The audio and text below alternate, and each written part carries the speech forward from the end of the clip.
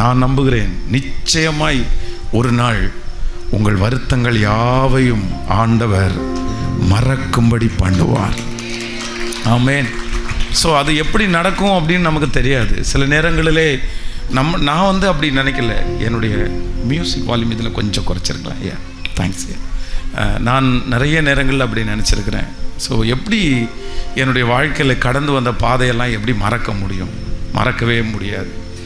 எங்களுடைய தாயார் வந்து 2 மாடு வச்சுருந்தாங்க.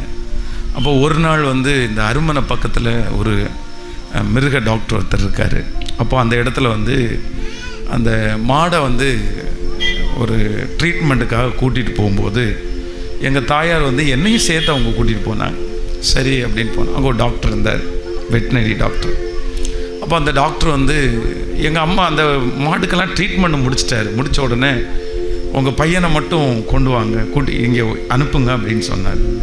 அப்போது நான் வந்து அவருக்கு முன்னாடி போனேன். அவர் ஒரு டேபிளில் உட்காந்துருந்தார், நான் நின்றுட்டு இருந்தேன். அப்போ வந்து அவருடைய டேபிளில் இருந்து அவர் ட்ராவில் இருந்து ஒரு 5 ரூபாவை எடுத்து என்னுடைய கையை திறந்து என் கையில் 5 ரூபா வச்சார். ஸோ 5 ரூபா அப்படின்னு சொல்கிறது அன்னைக்கு வந்து மிகப்பெரிய பணம், எனக்கு மிகப்பெரிய காசு. ஸோ அப்போ வந்து 20 காசு 10 காசு தான் நான் பார்த்துருக்குறேன். ஸோ எங்களுக்கு கையில் ஒரு வேளை கிடச்சிச்சு அப்படின்னு சொன்னால் 20 காசு அந்த கட்டமாக இருக்கும்ல, இல்லைன்னா அந்த 10 காசு. ஸோ 5 ரூபா அவர் கையில் வச்ச உடனே நான் ரொம்ப ஆச்சரியப்பட்டேன்.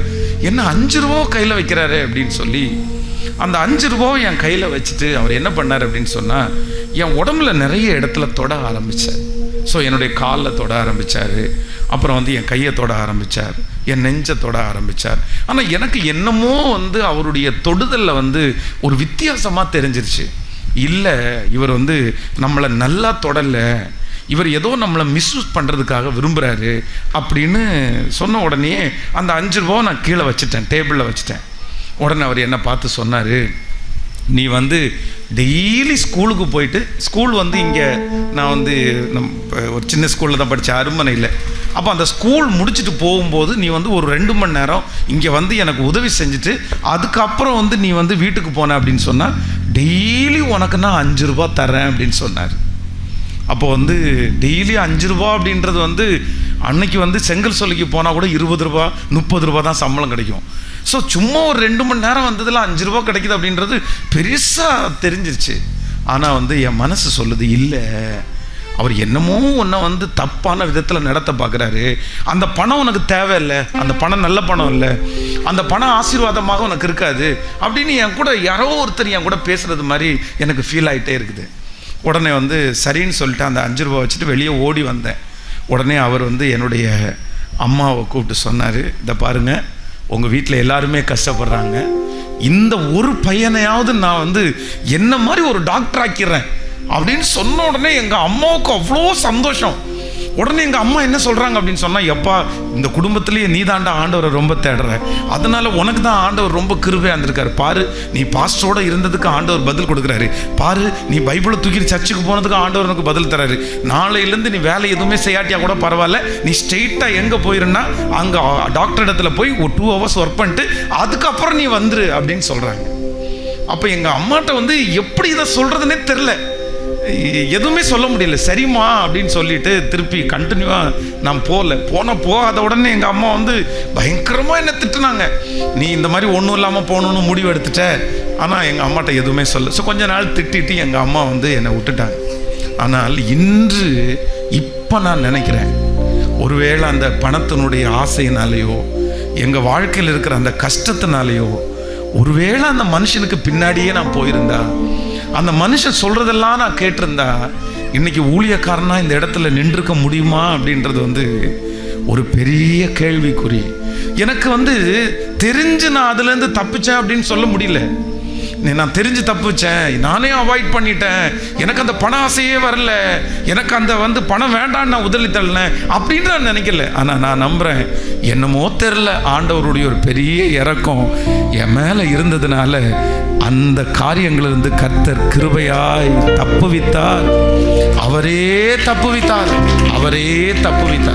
அப்போ அப்போ ஆண்டவருடைய பிள்ளைகளே, நம்முடைய ஆண்டவர் நம்மை எப்படி வச்சிருக்கிறார் அப்படின்னு சொன்னா, நம்முடைய கண்ணுக்கு தெரியாத நிறைய ஆபத்துகளிலிருந்து நம்மை காப்பாற்றுகிறவர் கர்த்தர்.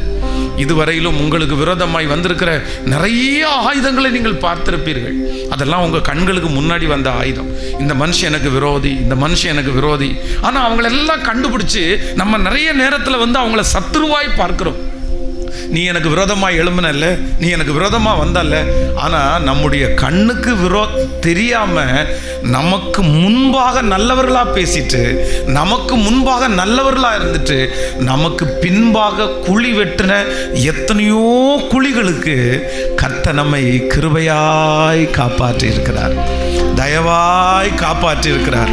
நான் நம்புறேன், ஆண்டவர் நமக்கு நன்மை செய்வார் என்கிறதற்கு ஒரு மிகப்பெரிய அடையாளம் என்னன்னா, இத்தனை ஆபத்துகளும், இத்தனை எதிர்ப்புகளும், இத்தனை மரண பயங்களும் வந்த போதிலும் இன்று வரையிலும் நீங்களும் நானும் ஜீவனோடு இருக்கிறதுனால நான் நம்புகிறேன், ஆண்டவர் உங்கள் மேலும் என் மேலும் பெரிய நோக்கத்தை வைத்திருக்கிறார். நிச்சயமாகவே நம்மை கைவிட மாட்டார்.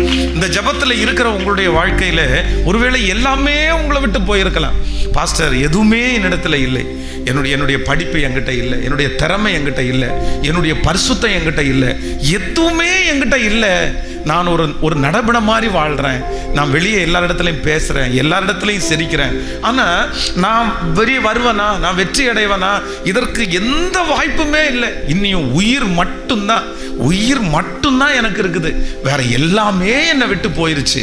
ஆனால் நான் நம்புகிறேன், ஆண்டவரை பொறுத்த வரைக்கும் உங்க வாழ்க்கையில எல்லாமே உங்களை விட்டு போனாலும் உயிர் மட்டும் உங்களுக்கு இருந்தா போதும், சகலத்தையும் திருப்பி தருவதற்கு. நம்புறவங்க நல்ல கரங்களை தட்டி ஆமென். நம்முடைய உயிர் மட்டும் இருந்தாலே நமக்கு சகலத்தையும் நமக்கு கொடுக்கிறதற்கு கர்த்தர் வல்லவராக இருக்கிறார். ஆமென். யோபுவை குறித்து வேதம் சொல்லுகிறது, யோபுக்கு எல்லாமே அவனை விட்டு போயிருச்சு, எல்லாமே அவனை விட்டு போயிருச்சு. அவனுடைய சொத்து, அவனுடைய சுகம், அவனுடைய வேலை, அவனுடைய வருமானம், அவனுடைய பிள்ளைகள் எல்லாம் போய் கடைசியில் அவனுடைய சரீரம் கூட ரொம்ப கெட்டு போயிடுச்சு. வேதம் சொல்லுகிறது, உச்சம் தலையிலிருந்து உள்ளங்கால் வரைக்கும் அவனுக்கு பருக்களால அந்த வேதனையை அவங்க மனைவியால தாங்கவே முடியல. ஒரு உத்தமனுக்கு இந்த பிரச்சனையா, ஒரு சன்மார்க்கனுக்கு இவ்வளவு பெரிய பிரச்சனையா? அப்ப அவங்க சொல்றாங்க, நீங்க ஜீவனோடு இருக்கிறதே வேஸ்ட், நீங்க எதுக்கு இவ்வளவு கஷ்டத்தோட ஜீவனோட இருக்கிறீங்க? நீங்க உயிரை மாச்சுக்குங்க, இனி உங்க வாழ்க்கையில ஒண்ணுமே இல்லை, எல்லாத்தையுமே இழந்துட்டீங்க. நிர்வாணியா என் தாயின் கர்ப்பத்திலிருந்து பிறந்தேன், நிர்வாணியாய் அவ்விடத்திற்கு திரும்புவேன். கர்த்தர் கொடுத்தார், கர்த்தர் எடுத்தால், கர்த்தருடைய நாமத்திற்கு ஸ்தோத்திரம். எல்லாமே அவனை விட்டு போயிடுச்சு, எல்லாமே அவனை விட்டு போயிடுச்சு. கடைசியில் இருந்தது உயிர் மட்டும்தான். ஆனால் வேதம் சொல்லுகிறது, அந்த கடைசி அதிகாரம் முடியும் போது யோபுனுடைய முன்னிலைமையை காட்டிலும் அவனுடைய பின்னிலைமையை கர்த்தர் இரண்டத்தனையாய் ஆசீர்வதித்தார். அவன் இழந்த அனைத்தையும் ஆண்டவர் அவனுக்கு திரும்ப கர்த்தர் தந்தார். அவனுக்கு நல்ல குமாரரையும் குமாரத்திகளையும் கர்த்தர் தந்தார். அவனுடைய குமாரத்திகளை போல அழகுள்ளவர்கள் அந்த தேசத்திலே இல்லையாமா. இந்த ஜெபத்தில் இருக்கிற யாரோ ஒருத்தர், பாஸ்டர் இந்த வார்த்தை எனக்காக தான் பேசப்படுகிறது, நான் எல்லாத்தையுமே இழந்துட்டேன் பாஸ்டர், என்னுடைய பலத்தை இழந்துட்டேன், என்னுடைய மனசை நான் விட்டுட்டேன், என்னுடைய சொத்தை இழந்துட்டேன், இனி இழக்கிறதற்கு இந்த உயிர் மட்டும்தான் எனக்கு இருக்குது, உயிர் மட்டும்தான் எனக்கு இருக்குது. திரும்பி அது வருமா, திரும்பி அது கிடைக்குமா, என்ன கடவுள் மீண்டும் என்னை எடுப்பாரா, எனக்கு என்னமோ ரொம்ப சந்தேகமா இருக்குது, நான் திரும்ப அதே மாதிரி மாறுவேனா அப்படின்ற சந்தேகமா இருக்குது. ஆனால் நான் இந்த பலிபீடத்திலிருந்து உங்களை மனதார ஆசீர்வதிக்கிறேன். நீங்க இழந்தது எல்லாவற்றையும் கர்த்தர் 2 மடங்கு நிச்சயம் திரும்பி தருவார், சீக்கிரமாய் திரும்பி தருவார். நீங்க வெட்கப்பட்டு போன அந்த இடத்துல கர்த்தர் உங்கள் தலைகளை நிச்சயம் நிமிர பண்ணுவார். ஆகாது என்று தள்ளப்பட்ட அந்த இடத்துல கர்த்தர் உங்கள் தலைக்கு மூளைக்கல்லாய் மாற்றுவார். நம்புறவங்க கரங்களை மேல தட்டி ஆமென், ஆமென். ஸ்தோத்திரம், அவ்வளவுதான், இதுக்கு மேல உன்னால வரவே முடியாதுன்னு சொன்ன நிறைய பேருக்கு முன்பாக உங்கள் தலைகள் உயர்த்தப்படும். கர்த்தர் அதற்காக தான் ஜீவனையே கர்த்தர் தந்திருக்கிறார். இங்கே இருக்கிற எத்தனையோ பேருக்கு மரண சம்பந்தமான ஆபத்துகள், மரண கண்ணிகள், செத்துருவோமோன்னு நினைச்சோம், ஆபத்து நமக்கு பக்கத்தில் வந்துருச்சு, ஆபத்துக்கும் நமக்கும் ரொம்ப தூரமே இல்லை. ஆனால் கர்த்தர் என்ன பண்ணாருன்னா அந்த ஆபத்திலிருந்து உங்களையும் என்னையும் கிருபையாய் மீட்டு கொண்டார். நமக்கு முன்பாக இன்னொருத்தர் மரிச்சாங்க, நம்முடைய கண்ணுக்கு முன்னாடி நாம் மரிக்க வேண்டிய இடத்துல இன்னொருத்தர் இறந்து போனாங்க. ஆனால் அங்கிருந்தெல்லாம் ஆண்டவர் உங்களையும் என்னையும் காப்பாற்றினதற்கு ஒரு பெரிய காரணம் என்னன்னா, முந்தினவைகளை நினைக்க வேண்டாம், பூர்வமானவைகளை சிந்திக்கவும் வேண்டாம், நான் உனக்கு ஒரு புதிய காரியத்தை இதுக்கு முன்னாடி நடந்ததை நினைச்சு நினைச்சு நினைச்சு கர்த்தர் சொல்லுகிறார், நீ கவலைப்படாத, கவலைப்பட வேண்டாம். அதனால ஒன்றுமே பெற்றுக்கொள்ள முடியாது. சில நேரத்தில் சத்துரு நம்முடைய வாழ்க்கையில முன்னாடி நடந்த தீமைகளை நம்முடைய கண்ணுக்கு முன்னாடி கொண்டு வந்துட்டே இருப்பான். ஆனா ஆண்டவருடைய பிள்ளைகளை பார்த்து கர்த்தர் சொல்றாரு, நீ நினைக்க கூடாது. ஆமென். முன்னாடி நடந்த சில ஆபத்துகள், சில மரணங்கள், சில வருத்தங்கள் உங்க கண்ணுக்கு முன்னாடி திரும்ப திரும்ப திரும்ப திரும்ப வருமானால் இன்றைக்கு நீங்க ஒரு முடிவு எடுக்கணும். இல்ல, இனி நான் அதை நினைக்க மாட்டேன், இனி அதை பார்க்க மாட்டேன். ஏன் அப்படின்னா, என்னுடைய ஆண்டவர் எனக்கு ஒரு புதிய காரியத்தை கர்த்தர் செய்ய போகிறார். ஹல்லேலூயா.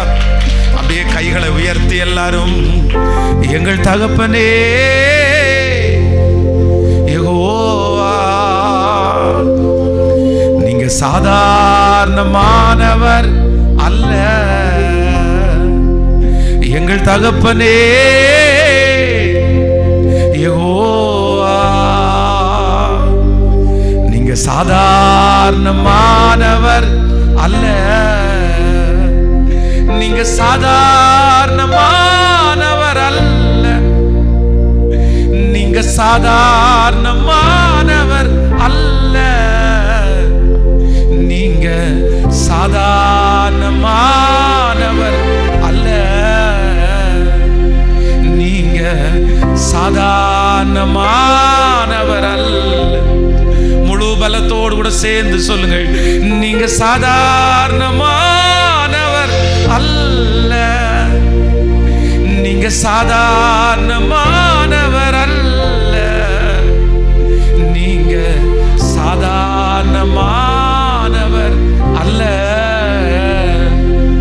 நீங்க சாதாரணமானவர் அல்ல. சேர்ந்து சொல்லுங்கள், எங்கள் தகப்பனே யெகோவா, நீங்க சாதாரணமானவர் அல்ல. எங்கள் தகப்பனே யெகோவா, நீங்க சாதாரணமானவர் அல்ல. முடிஞ்சவங்க கைகளை உயர்த்தி, நீங்க சாதாரணமானவர் அல்ல. நீங்க சாதாரணமானவர் அல்ல. நீங்க சாதாரணமானவர் அல்ல. சொல்ல சொல்ல சொல்ல அந்த மகிமை, எனக்கு கண்ணுக்கு முன்னாடி இருக்கிற பிரச்சனை சாதாரணமானது தான் ஆண்டவரே. என் தேவை சாதாரணமானது தான் ஆண்டவரே. எனக்கு முன்பாக வந்திருக்கிற யுத்தம் சாதாரணமானது தான் ஆண்டவரே. நான் சந்தித்துக் கொண்டிருக்கிற இந்த கடன் பிரச்சனை இது சாதாரணமானது தான். ஆனால் நான் இன்று ஆராதிக்கிற என் தேவனாகிய கர்த்தர், நீர் சாதாரணமானவர் அல்ல. நீர் அசாதாரணமானவர். நீர் சகலவற்றையும் செய்ய வல்லவர். முடிந்தவர்கள் கைகளை உயர்த்தி சத்தமாய் சொல்லிக்கொண்டே ஹல்லேலூயா. நீங்க சாதாரணமானவர். இயேசுவா, இயேசுவா, நீங்க சாதாரணமானவர் அல்ல. நீங்க உங்க சத்தம் கேட்கட்டும். உங்க சத்தம் உயர்ந்த சத்தமாய், இப்பொழுது உங்க பிள்ளைக்கு விரோதமாய் இருக்கிற அந்த கட்டுகளை கர்த்தர் உடைக்கிறாரு. இதோ முடிஞ்சிட்டாங்கன்னு நினைக்கிறவங்களுக்கு முன்பாக கர்த்தர் ஒரு பந்தியை ஆயத்தப்படுத்த போறாரு. எஸ், ஹல்லேலூயா. நீங்கள் இப்பொழுது இருக்கிறதை பார்க்கிலும் கர்த்தர் பல மடங்கு ஆசீர்வதிக்கும்படியாய் கர்த்தர் இறங்கி வருகிறார். ஆண்டவரோட ஒரு பெரிய உறவை கர்த்தர் தரப்போகிறார். முழு பலத்தோடு. நீங்க சாதாரணமானவர் அல்ல. பாடுங்க பாடுங்க பாடுங்க. நீங்க சாதாரணமானவர் அல்ல. நீங்க சாதாரணமானவர் அல்ல. நீங்க சாதாரணமானவர் அல்ல. நான் சாதாரணமானவன் தான் ஆண்டவரே, நான் சாதாரணமானவன் தான் ஆண்டவரே. ஆனால் நான் ஆராதிக்கிற தேவனாகிய கர்த்தர் நீர் அசாதாரணமானவர். நீங்க சாதாரணமானவர். நன்றி நன்றி. நிறைய பேருடைய கட்டுகளை கர்த்தர் உடைச்சிட்டு இருக்கிறத நான் பார்க்கிறேன். அவர் அசாதாரணமானவர் என்கிறத இந்த வருஷம் முடிகிறதுக்குள்ள நிறைய பேருடைய வாழ்க்கையில கர்த்தர் நிறைவேற்ற போறார். கர்த்தர் நிறைவேற்ற போறார். நீங்க சாதாரணமானவர் அல்ல. ஹல்லேலூயா. ஆண்டவருக்கு முன்பாக, கர்த்தருக்கு முன்பாக நம்முடைய பிரச்சனைகள் எவ்வளவு பெரிய புயல் போல் இருந்தாலும் வேதம் சொல்கிறது, எவரையும் மேன்மைப்படுத்தவும் பலப்படுத்தவும் அவருடைய கரத்தினால் ஆகும். 5 அப்பத்தையும் 2 மீனையும் கொண்டு வந்து சீடர்கள் ஆண்டவரை பார்த்து கேட்கும்போது என்ன கேட்குறாங்கன்னா, ஆண்டவரே, இத்தனை 1000 பேர் இருக்கிறாங்கல்ல, இத்தனை 1000 பேர் இருக்காங்கல்ல, இத்தனை 1000 பேருக்கு இந்த சாப்பாடு எப்படி பத்தும்? கண்டிப்பாக பத்தாது. நாங்கள் இந்த ஊரில் போய் எல்லா கடையிலையும் போய் சாப்பாடு வாங்கினா கூட இத்தனை பேருக்கு கொடுக்கறதுக்கு ஒன்றுமே முடியாது. ஆனால் வேதம் சொல்லுகிறது, கர்த்தர் அதை அவருடைய கரத்தில் வாங்கினார். கர்த்தர் அதை கரத்தில் வாங்கினார். அந்த கரத்தில் வாங்கி அவர் ஸ்தோத்திரம் பண்ணினார். வேதம் சொல்லுகிறது, புருஷர்கள் மட்டும் 5000 பேர் சாப்பிட்டாங்க, பிள்ளைகள் சாப்பிட்டாங்க, பெரியவங்க சாப்பிட்டாங்க. மிச்சம் 12 கூடை நிறைய கர்த்தர் மிச்சம் எடுக்க உதவி செய்தாராமா. நான் நம்புறேன், இந்த ஜெபத்தில் இருக்கிற ஆண்டவருடைய பிள்ளைகளே, உங்களுடைய வாழ்க்கையில நீங்க கற்றுக்கொள்ள வேண்டியது ஒன்று என்ன அப்படின்னு சொன்னா, நீங்க என்னைக்கு ஆண்டவருடைய கரத்துல உங்க வாழ்க்கைய, உங்க பிரச்சனைய நீங்க கொடுக்குறீங்களோ, அன்னைக்கு தான் ஆண்டவர் வெற்றியை தருவதற்கு வல்லவரா இருக்கிறார். நீங்க போராடக்கூடாது. எப்பவுமே சண்டையை நீங்க எடுத்துக்க கூடாது. வாக்குவாதத்தை நீங்க எடுத்துக்க கூடாது. கோபத்தை நீங்க எடுத்துக்க கூடாது. கர்த்தர் என்ன சொல்கிறாருன்னா, நீங்கள் அமர்ந்திருந்து நானே தேவன் என்று அறிந்து கொள்ளுங்கள். ஜனங்களே, இந்த யுத்தம் உங்களுடையதல்ல. இஸ்ரவேல் ஜனங்களே, இந்த யுத்தம் உங்களுடையதல்ல. இந்த யுத்தம் யாருடையது என்றால், இந்த யுத்தம் கர்த்தருடையது. நான் உங்களுக்காக யுத்தம் பண்ணுவேன், நீங்கள் சும்மா இருப்பீர்கள். நம்முடைய வாழ்க்கையில இருக்கிற ஒரு மிகப்பெரிய பிரச்சனை என்ன அப்படின்னு சொன்னா, எல்லாத்தையுமே நம்ம எடுத்துக்கிறோம், நம்மளே நம்ம கஷ்டப்படுத்திக்கிறோம், நம்மளே நம்ம ரொம்ப யோசிக்கிறோம். இல்லை, கொடிய இடுக்கண்ணில் நான் அகப்பட்டிருக்கிறேன், இப்பொழுது நான் கர்த்தருடைய கரத்திலே விழுவேனாக. அவருடைய இரக்கங்கள் மகா பெரியது, மனுஷனுடைய கையிலே விழாதிருப்பேனாக. இன்றைக்கு இந்த 3வது நாள் இந்த கன்வென்ஷன் கூட்டத்தில் இங்கே வந்திருக்கிற சிலருடைய பிரச்சனைக்கு கர்த்தர் தீர்வை கட்டளையிட போகிறார். இத்தனை நாட்களும் நீங்கள் போராடி கொண்டிருந்த நிறைய போராட்டத்திற்கு கர்த்தர் இன்று ஒரு முடிவை கர்த்தர் தரப்போகிறார். நான் நம்புகிறேன், இன்று கண்ட எகிப்தியனை நீங்கள் இனி காணப்போவது இல்லை. இனி அந்த பிரச்சனையை நீங்கள் தேடியும் நீங்கள் காண மாட்டீர்கள். பல ஆண்டுகளாக, பல மாதங்களாக வம்சமாக தொடருகிற நிறைய சாபங்களை கர்த்தர் இந்த கன்வென்ஷன் கூட்டங்கள் 4 நாட்கள் முடியும் போது கர்த்தர் ஒரு தீர்வுக்கு கர்த்தர் கொண்டு வர போகிறார். கர்த்தர் ஒரு முடிவிற்கு கொண்டு வர போகிறார். நிச்சயமாகவே முடிவு உண்டு. உன் நம்பிக்கை வீண் போகாது என்று சொன்ன கர்த்தர் பலிபீடத்திலிருந்து நான் தீர்க்க தரிசனமாய் சொல்லுகிறேன், என் ஜனமாகிய இஸ்ரவேலுக்கு போய் சொல்லுங்கள், அவள் போர் முடிந்தது என்று சொன்ன கர்த்தர் யுத்தங்களை தடுத்து நிறுத்த போகிறார். அந்த போரை தடுத்து நிறுத்த போகிறார். ஆமென். காற்றையும் காண மாட்டீர்கள், மழையையும் பார்க்க மாட்டீர்கள், ஆனாலும் உங்கள் பள்ளத்தாக்கை தண்ணீரால் நிரப்ப பண்ணுகிற கர்த்தர். ஹல்லேலூயா. ஆண்டவர் நம்முடைய வாழ்க்கையில சில சோதனைகள் பாடுகள் வரும்போது கர்த்தர் நம்மளை பார்த்துட்டே இருப்பாரு. கர்த்தர் நம்மளை பார்த்துட்டே இருப்பாரு. என்ன பார்த்துட்டு இருக்கிறார் அப்படின்னா, என் பிள்ளை இந்த நேரத்தில் எங்க போறான் அப்படின்றத பார்த்துட்டே இருப்பாரு. எங்க போறான் எங்க போறான். ஒரு கடந்த நாட்களிலே ஒரு மருமகள் மாமியாரை என் வீட்டில் இருக்கவே கூடாது அப்படின்னு என்கிட்ட சொன்னாங்க. பாஸ்டர், நீங்கள் என்ன பண்ணுவீங்களோ தெரில, அந்த மாமியார் என் வீட்டில் இருக்கவே கூடாது, நான் அவங்கள அனுமதிக்கவே மாட்டேன், எப்படியாவது நீங்கள் பேசி நீங்கள் அவங்கள மாற்றிருங்க, இல்லைன்னா நான் தற்கொலை பண்ணிக்க வேண்டியது இருக்கும், நான் என்னமோ பண்ணிக்குவேன். அப்போ நான் கேட்டேன், இவ்வளோ தூரம் உங்கள் மாமியார் மேலே நீங்கள் கசப்பாக இருக்கிறதுக்கு என்ன காரணம் அப்படின்னு கேட்டேன். அப்போ அவங்க என்ன சொன்னாங்க தெரியுமா? ஒரு ஆச்சரியமான விஷயத்தை அவங்க சொன்னாங்க. பாஸ்டர், என்னுடைய பிள்ளை பிறந்த உடனே நான் என் பிள்ளைய மாமியார் இடத்துல விட்டுட்டு நான் கவர்மெண்ட் வேலை பார்க்குறேன், அதனால நான் வேலைக்கு போயிட்டேன். என் பிள்ளைய அவங்க தான் குளிப்பாட்டினாங்க, என் பிள்ளைக்கு அவங்க தான் ட்ரெஸ் போட்டாங்க, என் பிள்ளைக்கு அவங்க தான் பால் பாட்டிலில் ஊட்டி விட்டாங்க. இப்போ என் பிள்ளை பசிச்சா உடனே ஆச்சி அப்படின்னு எங்க மாமியார்கிட்ட போறாங்க, துணி மாறணும்னா ஆச்சி அப்படின்னு போறாங்க. என்னால இதை தாங்கவே முடியல. நான் அம்மா தானே, நான் அம்மா இருக்கேன்ல, எங்கிட்ட என் பிள்ளை வரணும்ல. சரி, காலையிலேருந்து சாயந்தரம் வரைக்கும் எங்க மாமிகிட்ட எங்க பிள்ளை இருக்குது, பரவாயில்ல.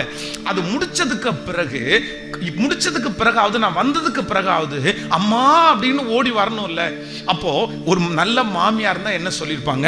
அது உங்க அம்மா, நீ அம்மாட்ட போய் பேசு, அம்மா உனக்கு சாப்பாடு ஊட்டுவாங்க, அம்மா உனக்கு ட்ரெஸ் போடுவாங்க அப்படின்னு தானே பாஸ்டர் சொல்லணும். ஆனா எப்படி அவங்க என்கரேஜ் பண்ணலாம்? என்கரேஜ் பண்ணக்கூடாது இல்ல. அப்ப நான் எப்படி? அப்போ தன்னுடைய பிள்ளை தன்னிடத்துல தேவைன்னு வரும்போது தங்கிட்ட கேட்கல அப்படின்றத அந்த அம்மாவால என்ன பண்ண முடியலன்னா தாங்கிக்கவே முடியல. என் பிள்ளைக்கு நான் கொடுக்க மாட்டேனா? என் பிள்ளைக்கு நான் ஊட்ட மாட்டேனா? என் பிள்ளைய நான் குளிப்பாட்ட மாட்டேனா? என் பிள்ளைய நான் படிக்க வைக்க மாட்டேனா? என் பிள்ளை என்கிட்ட வரல, என் பிள்ளை என்கிட்ட வரல, என் பிள்ளை என்கிட்ட வரணும், என் பிள்ளை என்கிட்ட வரணும். அப்போ ஆண்டவருடைய பிள்ளைகளே, இந்த சத்தத்தை கேட்கிற, இந்த ஜபத்தில் இருக்கிற நீங்க எங்கெங்கயோ நீங்க ட்ரை பண்ணலாம், எங்கெங்கயோ நீங்க போயிருக்கலாம். உங்க தேவைக்காக யார் முன்னாடி போய் நிக்கலாம், உங்க பிரச்சனைக்காக எந்த மனுஷனுக்கு பின்னாடி போய் நிக்கலாம். ஆனா ஆண்டவர் இன்றைக்கு இந்த ஜபத்தில் இருக்கிற உங்களிடத்திலையும் என்னிடத்திலையும் என்ன எதிர்பார்க்கிறார் அப்படின்னு சொன்னா, நீங்களும் நானும் நம்முடைய வாழ்க்கையில சூழ்நிலைன்னு வரும்போது, தேவைன்னு வரும்போது, பிரச்சனைன்னு வரும்போது எங்க போய் நிக்கணும்னு ஆண்டவர் எதிர்பார்க்கிறாருன்னா, ஆண்டவரிடத்துல போய் நிற்கணும்னு கர்த்தர் எதிர்பார்க்கிறார். இந்த ஜெபத்துல இருக்கிற சிலருடைய வாழ்க்கையிலே ஏன் நஷ்டம் தெரியுமா? ஏன் தோல்வி தெரியுமா? நீங்க இவ்வளவு முயற்சி எடுத்தும் ஏன் நடக்கல தெரியுமா? இத்தனை பிரச்சனைக்கு காரணம் என்ன தெரியுமா? வேற எதுவுமே காரணம் இல்லை சிஸ்டர், வேற எதையுமே காரணம் இல்லை பிரதர். நீங்க எங்கெங்கயோ போயிட்டீங்க, உங்க மூளையில அவ்வளவு யோசிச்சீங்க, உங்க கைகளினால அவ்வளவு செய்ய நினைச்சீங்க. இங்க இருக்கிற நிறைய பேர் அந்த பிரச்சனையை ஆரம்பிச்சதுல இருந்து நிறைய பேர் தூங்கல, நிறைய பேர் இன்னொருத்தரை சுட்டி காட்டுறாங்க, நான் இப்படி இருக்கிறதுக்கு இவன் தான் காரணம், நான் இப்படி இருக்கிறதுக்கு இவன் தான் காரணம். ஒன்னு நல்லா நினைச்சுக்குங்க, நீங்க இன்னொருத்தர காரணம் காமிச்சு கண்டிப்பா உங்க வாழ்க்கையில வெற்றி அடைய முடியாது. நான் இப்படி இருக்கிறதுக்கு எங்க அம்மா தான் காரணம், எங்க அப்பா தான் காரணம், எனக்கு அவங்க தான் காரணம். பாருங்க, இன்னைக்கு இருக்கிற நிறைய வாலிப பிள்ளைங்க கூட இப்படி சொல்லிட்டு திரிவாங்க, எங்க அம்மா என்னை படிக்க வைக்கல, எங்க அப்பா எனக்கு படிக்க வைக்கல. நான் ஒரு நல்ல அம்மாவுடைய வயிற்றுல பிறந்திருந்தா, நல்ல ஒரு அப்பாவுடைய வயிற்றுல பிறந்திருந்தா, ஒரு பணக்கார வீட்டில் பிறந்திருந்தா. ஆனா ஒன்று நினைத்து கொள்ளுங்கள், இன்னொருத்தர காரணம் காமிச்சு நம்ம வாழ்க்கையில ஒரு நாளும் வெற்றி அடைய முடியாது. காரணம் காமிச்சு அப்படியே தான் இருப்பீங்க. இன்னொருத்தர காரணம் காமிக்கிறத விட்டுட்டு நான் அந்த மாதிரி ஆயிடக்கூடாதுன்னு நினைச்சு நீங்க முயற்சி எடுத்தீங்கன்னா கர்த்தர் உங்களை ஆசீர்வதித்து உங்க மூலமாய் அவர்களை ஆசீர்வதிக்கிறதற்கு கர்த்தர் வல்லவரா இருக்கிறார். இன்றைக்கு இந்த 3வது நாள் கன்வென்ஷன் கூட்டத்தில் ஒரு தீர்மானம் எடுங்க. ஆண்டவரே, நான் எந்த சூழ்நிலையிலையும் நான் எங்க வந்து நிற்பேன் அப்படின்னு சொன்னா உங்களிடத்துல வந்து நிற்கக்கூடிய ஒரு கிருபையை கர்த்தர் எனக்கு தருவீராக. உங்கள்கிட்ட வந்து நிற்கணும். இப்போ இந்த ஜெபத்தில் இருக்கிறவங்கள்ட்ட கேட்குறேன், நீங்க முழங்கால் படிட்டு தோற்று போயிருக்கீங்களா? நீங்க பல நாட்கள் அழுது ஜெபம் பண்ண ஜெபத்திற்கு உங்களுக்கு பதிலே கிடைக்காம இருந்திருக்குதா? இங்க இருக்கிற நிறைய பேர் ஆண்டவருடைய அற்புதத்தை கண்ணார பார்த்தவங்க. ஆண்டவர் ஒரு நாள் உங்களுடைய ஜெபத்தை கேட்டு நேரடியா வந்து அற்புதம் செய்தார். இங்க இருக்கிற நிறைய பேர் இன்னைக்கு ஆசீர்வதிக்கப்பட்டிருக்கிறதுக்கு காரணம் உங்க திறமை கிடையாது, உங்க முன்னோர்கள் கிடையாது. கர்த்தர் தான் உங்களை இவ்வளவு தூரம் கொண்டு வந்திருக்கிறார். ஒன்றும் இல்லாத இடத்திலிருந்து கர்த்தர் உங்களை தூக்கி எடுத்து இவ்வளவு தூரம் கொண்டு வந்த கர்த்தர் இனி கைவிட்டு விடுவாரா? இந்த பிரச்சனையில கைவிட்டு விடுவாரா? இந்த சூழ்நிலையில கைவிட்டுவாரா? வேதம் சொல்லுகிறது, அவர் மனம் மாற அவர் மனுப்புத்திரன் அல்ல. அவர் நேற்று ஒரு ஆண்டவர், இன்று ஒரு ஆண்டவர் அல்ல. இயேசு கிறிஸ்து நேற்றும் இன்றும் என்றும் மாறாதவரா இருக்கிறார். இந்த சத்தத்தை யார் வீடுகளில் உட்கார்ந்து ஒருவேளை கேட்டுக்கொண்டிருக்கலாம். நீங்க ஆண்டவரே அறியாதவர்களா இருக்கலாம். ஒருவேளை இந்த ஆண்டவருக்கும் உங்களுக்கும் சம்பந்தம் இல்லாதவர்களா இருக்கலாம். ஆனா இந்த பலிபீடத்திலிருந்து நான் சொல்லுகிறேன், உங்க பிரச்சனையை கொண்டு வந்து கர்த்தர் சமூகத்திலே நீங்கள் கொண்டு வருவீர்களே ஆனால், அவர் சமூகத்தில் முழங்கால் படியிடுவீர்களே ஆனால், கண்டிப்பாக உங்களை மேன்மைப்படுத்துவதற்கு ஒரு கர்த்தர் உண்டு. அந்த கர்த்தர் அழைக்கிறார், நீ வா, நான் உன்னை அலங்கரிப்பேன். ஆமென். ஆனா சத்துரு வந்து பாருங்க, அப்படியே தடை கொண்டுருவான். நீங்க வரவே கூடாதுன்னு தடுத்து நிறுத்திடுவான். அப்படியே கோபத்தை உண்டு பண்ணிடுவான். நீங்க கொஞ்சம் ஆண்டவரோட நெருங்கி கொஞ்சம் தாழ்ந்து போகலாம், கோபப்படாதுன்னு நினைச்சா அப்பதான் அப்படியே. எப்பவுமே ஒன்று நினைத்து கொள்ளுங்கள், நீங்க வைராக்கியம் ஆக ஆகதான் அக்கினி சூளை 7 மடங்கு அதிகமாகும். ஆமென். நீங்க விசுவாசத்துல குறையும் போது உங்களுக்கு முன்பாக இருக்கிற பரீட்சை பெருசாகாது. ஆனா நீங்க விசுவாசத்துல வளர வளர, நீங்க சவால் விட விட, நீங்க வந்து பொருத்தனை எடுக்க எடுக்க அங்க இருக்கிற அக்கினி சூளை 7 மடங்கு அதிகமாகும். ஏன் அப்படின்னா, அக்கினி சூளை 7 மடங்கு அதிகமாயிடுச்சுன்னா, சோதனை அதிகமாயிடுச்சுன்னா, நீங்க வைராக்கியமா இருக்கிறதுனால சோதிக்கப்படுறீங்கன்னா ஒன்னு நினைச்சுக்குங்க, கர்த்தர் உங்களை சத்துருக்களுக்கு முன்பாக அக்கினி சூளையிலிருந்து கர்த்தர் உங்களை தப்புவித்து, சாத்ராக் மேஷாக் ஆபேத்நேகோவோடு இருந்த கர்த்தர் உங்களோடு கூட இருந்து விடுவிக்கிறதற்கு வல்லவராயிருக்கிறார். ஆமென். சொல்லுங்கள், ஆண்டவரே, இன்றைக்கு நான் ஒரு தீர்மானம் எடுக்கிறேன், என்னை உயர்த்துவதற்கு கர்த்தர் வல்லவராயிருக்கிறார். அவர் ஒரு பெரிய ஆசிரியர். ஆண்டவரை மாதிரி ஒரு நல்ல ஆசிரியரை வந்து நீங்க பார்க்கவே முடியாது. ஒன்று நினைத்து கொள்ளுங்கள், ஆண்டவருடைய பிள்ளைகளை. ஒரு விசை நான் வந்து திருச்சபையில் நான் வந்து ஆராதனை நடத்தி கொண்டிருக்கும் போது ஒரு 60,000 ரூபாய் பணம் என் கையில் இருந்துச்சு. 60,000 rupees, 60,000 ரூபாய் பணம். அப்போ இந்த 60,000 ரூபாய் பணத்தை வந்து பலவிதமாக நான் யோசிக்கிறேன். ஸோ இதை என்ன பண்ணலாம், என்ன ஒரு ஊழியத்தை செய்யலாம் அப்படின்னு. அப்போ வந்து நான் அப்படியே யோசிச்சிட்டே இருக்கும்போது ஒருத்தர் வந்து எனக்கு சொல்கிறாரு, பிரதர், இந்த மாதிரி அந்த ஒரு டிச்சு ஓரத்தில் ஒரு இடம் ஒன்று வருது, அது வெறும் 1.5 சென்ட் இடம் தான். அந்த இடத்துல ஒரு கடை இருக்குது. ஆனால் வந்து எப்போ அதை கவர்மெண்ட் எடுப்பாங்கன்னு தெரில. ஆனால் ரொம்ப கம்மியாக 60,000 ரூபாவுக்கு அந்த இடத்த வந்து கொடுக்குறேன்னு சொல்கிறாங்க. நீங்கள் வேணால் வாங்கிக்கிறீங்களா அப்படின்னு கேட்குறாங்க. அப்போ வந்து நான் வந்து எப்படி, எனக்கு மனசில் தடுமாற்றம். ஒருவேளை இதை வாங்கினா, ஒருவேளை உடனே கவர்மெண்ட் எடுத்துட்டா, 1 வருஷத்துலேயே எடுத்துட்டா என்னவாகும், அது நமக்கு கிடைக்காம போயிருமே. ஆனால் மனசுக்குள்ளே ஏதோ ஒரு சமாதானம், சரி இல்லை அதை வாங்கலாம் அப்படின்னு சொல்லி. உண்மையிலே ஆண்டவருடைய பிள்ளைகளை, இப்போ எங்கள் திருச்சபைக்காக ஒரு பெரிய இடம் வாங்கியிருக்கிறோம். இந்த பெரிய இடம் வாங்குவதற்கு முதல்ல போட்ட விதை என்ன விதை அப்படின்னா, அந்த விதை தான். அழகாக அதை வாங்கி ஒரு 1.5 வருஷம் எங்கள் கையில் இருந்துச்சு. அந்த 1.5 வருஷம் முடித்தோன்னே அந்த இடத்த விற்றுறோம். அந்த இடம் 60,000 ரூபாய்க்கு வாங்கின இடம் 2 லட்சம் ரூபாவுக்கு விற்கிது. 2 lakhs rupees விற்கிது. அப்படியே கொஞ்சம் கொஞ்சம் கொஞ்சம் கொஞ்சமாக கர்த்தர் வளர்த்து அப்போ நான் யோசிக்கிறேன், ஆண்டவரே இதெல்லாம் யார் நடத்தினா, இதெல்லாம் யார் சொல்லி கொடுத்தா, இதெல்லாம் யார் இப்படி நடத்தினா அப்படின்னு சொன்னா, அவருடைய பாதத்தை பிடிக்கிற கர்த்தருடைய பிள்ளைகளுக்கு என்ன செய்யணும் செய்ய வேண்டான்னு கூட கர்த்தர் உங்களை வழி நடத்துவதற்கு கர்த்தர் வல்லவராயிருக்கிறார். ஆமென் சொல்லுங்க. இன்றைக்கு இந்த சத்தத்தை கேட்கிற உங்களிடத்துல சொல்ல, நீ எங்க போனாலும் பிரதர், வாலிப தம்பி தங்கச்சி, நீ எங்க போனாலும் உன்னுடைய வாழ்க்கையில இருக்கிற பெரிய வெற்றியை நீ பார்க்கவே முடியாது. யாக்கோபு தன்னுடைய ஞானத்தினால அண்ணனுடைய ஆசீர்வாதத்தை வாங்கிட்டான். தன்னுடைய ஞானத்தினால அப்பாவுடைய ஆசீர்வாதத்தை வாங்கிட்டான். தன்னுடைய ஞானத்தினால மாமனாரிடத்திலிருந்து ஆசீர்வாதத்தை வாங்கிட்டான். ஆனா அத்தனை ஆசீர்வாதத்தை வாங்கினாலும் அவனுக்கு 1% கூட நிம்மதி இல்லை. அவன் என்ன சொல்றான்னு தெரியுமா? நீர் என்னை ஆசீர்வதித்தாலே ஒழிய நான் உம்மை. எப்பா உனக்கு என்னப்பா ஆசீர்வாத குறைவு? உனக்கு என்னப்பா கிடைக்கல? நீ இந்த இடத்தை விட்டு கிளம்பும் போது வெறும் கோலும் கையுமா கிளம்பின. ஆனா இன்னைக்கு இவ்வளவு பெரிய பரிவாரங்களுக்கு தகப்பனா நீ மாறி இருக்கிற. உனக்கு என்ன பஞ்சம்? தனக்கு விரோதமா அண்ணன் வர்றான்னு நினைச்சு அண்ணனுக்கு அத்தனை ஆசீர்வாதத்தை அனுப்புறாரு. அவருக்கு இல்லாதது எதுவுமே இல்லை. தன்னுடைய அண்ணனை பார்த்து சொல்றாரு, என்கிட்ட நிறைய இருக்கு அண்ணன், என்கிட்ட நிறைய இருக்குது. உனக்கு என்னப்பா ஆசீர்வாத குறைவு? ஆனா யாக்கோபு ஒன்றை மட்டும் மிஸ் பண்றாரு. என்னதான் என்னுடைய ஞானத்தினால நான் எவ்வளவு சம்பாதிச்சாலும் கர்த்தருடைய ஆசீர்வாதமே ஐஸ்வர்யத்தை தரும். அதனோடு வேதனையை. உங்களுடைய அழகு ஒருவேளை இருக்கலாம், உங்களுடைய படிப்பு ஒருவேளை இருக்கலாம், உங்களுடைய திறமை ஒருவேளை இருக்கலாம்.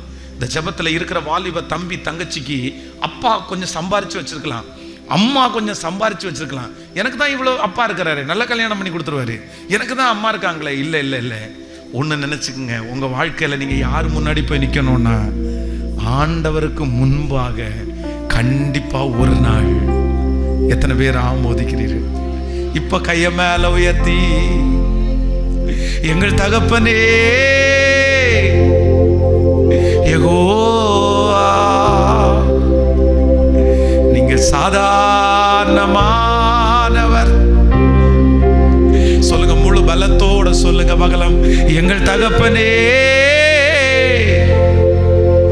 யெகோவா, நீங்க சாதாரணமானவர் அல்ல. கைய மேல உயர்த்தி சொல்லுங்க பகலம், நீங்க சாதாரணமானவர். சத்தமா சத்தமா சத்தமா, நீங்க சாதாரணமானவர். ஏசப்பா ஏசப்பா ஏசப்பா, நீங்க சாதாரணமானவர். நீங்க பாட பாட ஒரு புதிய மகிமை உங்க மேல கடந்து வருது. ஆண்டவரே, சாகிற வரைக்கும் உங்களை விட்டு மட்டும் என்னை பிரிச்சிடாதீங்க ஆண்டவரே. இந்த உலகத்துல நீ கொடுத்தது எது என்னை விட்டு போனாலும் பரவாயில்ல ஆண்டவரே, நீங்க எனக்கு வேணும் ஆண்டவரே. உங்களுக்கு முன்னாடி நான் வந்து நிக்கணும் ஆண்டவரே. நான் மனுஷனுக்கு முன்னாடி ஒரு நேரம் கை கட்டி நின்ற கூடாதுப்பா. எந்த சூழ்நிலை வந்தாலும் உங்க முன்னாடி நான் கையெடுக்கணும், உங்க முன்னாடி நான் நிக்கணும். எனக்கு தெரியும், உங்க முன்னாடி நான் நின்னேன்னா எனக்கு விரோதமா இருக்கிற சகல காரியங்களும் இடிந்து விழுன்னு எனக்கு தெரியும். சொல்லுங்க கைகளை உயர்த்தி, நீங்க சாதாரணமானவர். சொல்லுங்க முழு பலத்தோடு, நீங்க சாதாரணமானவர். அப்பா அப்பா அப்பா, நீங்க சாதாரணமானவர். நீங்க சாதாரணமானவர் அல்ல. சொல்லிக்கொண்டே இருங்க பார்க்கலாம், நீங்க சாதாரணமானவர். இதோ உங்களை பார்க்கிற நிறைய பேரு, இவன் கர்த்தரால் ஆசீர்வதிக்கப்பட்டவன், இவள் கர்த்தரால் ஆசீர்வதிக்கப்பட்டவள். நீங்க சாதாரணமானவர் அல்ல, நீங்க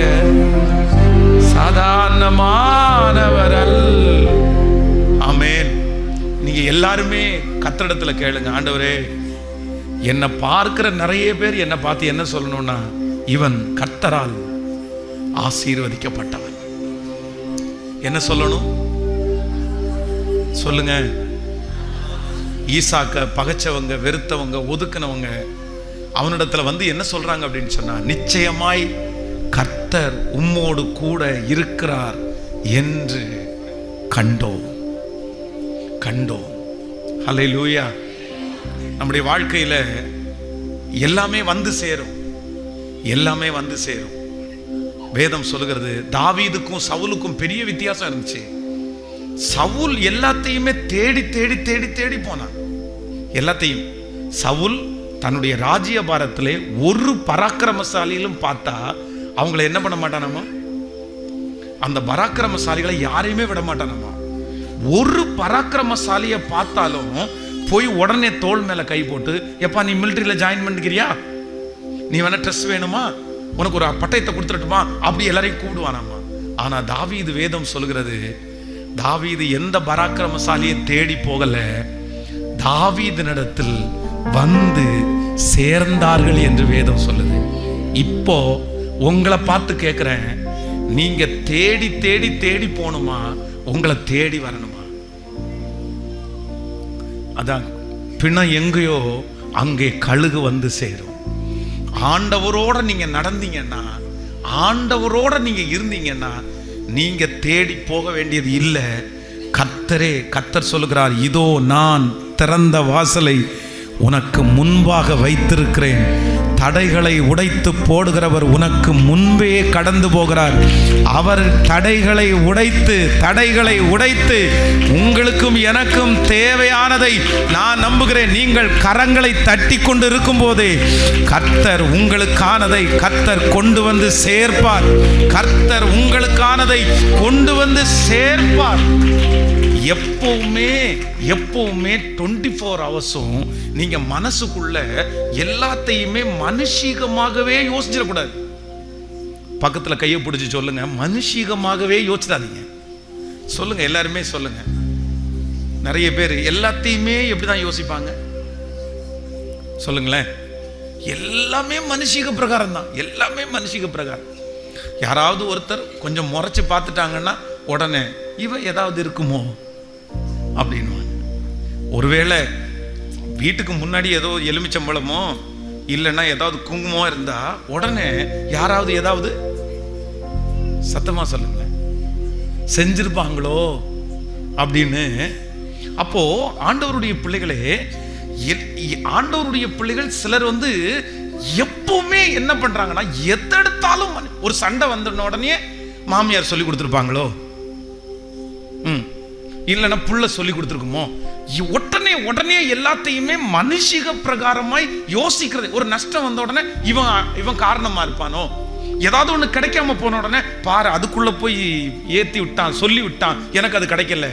ஒன்று நினைத்துக் கொள்ளுங்கள், அன்றியும் அவருடைய தீர்மானத்தின்படி அழைக்கப்பட்டவர்களாகி தேவனிடத்தில் அன்பு கூறுகிறவர்களுக்கு சகலமும்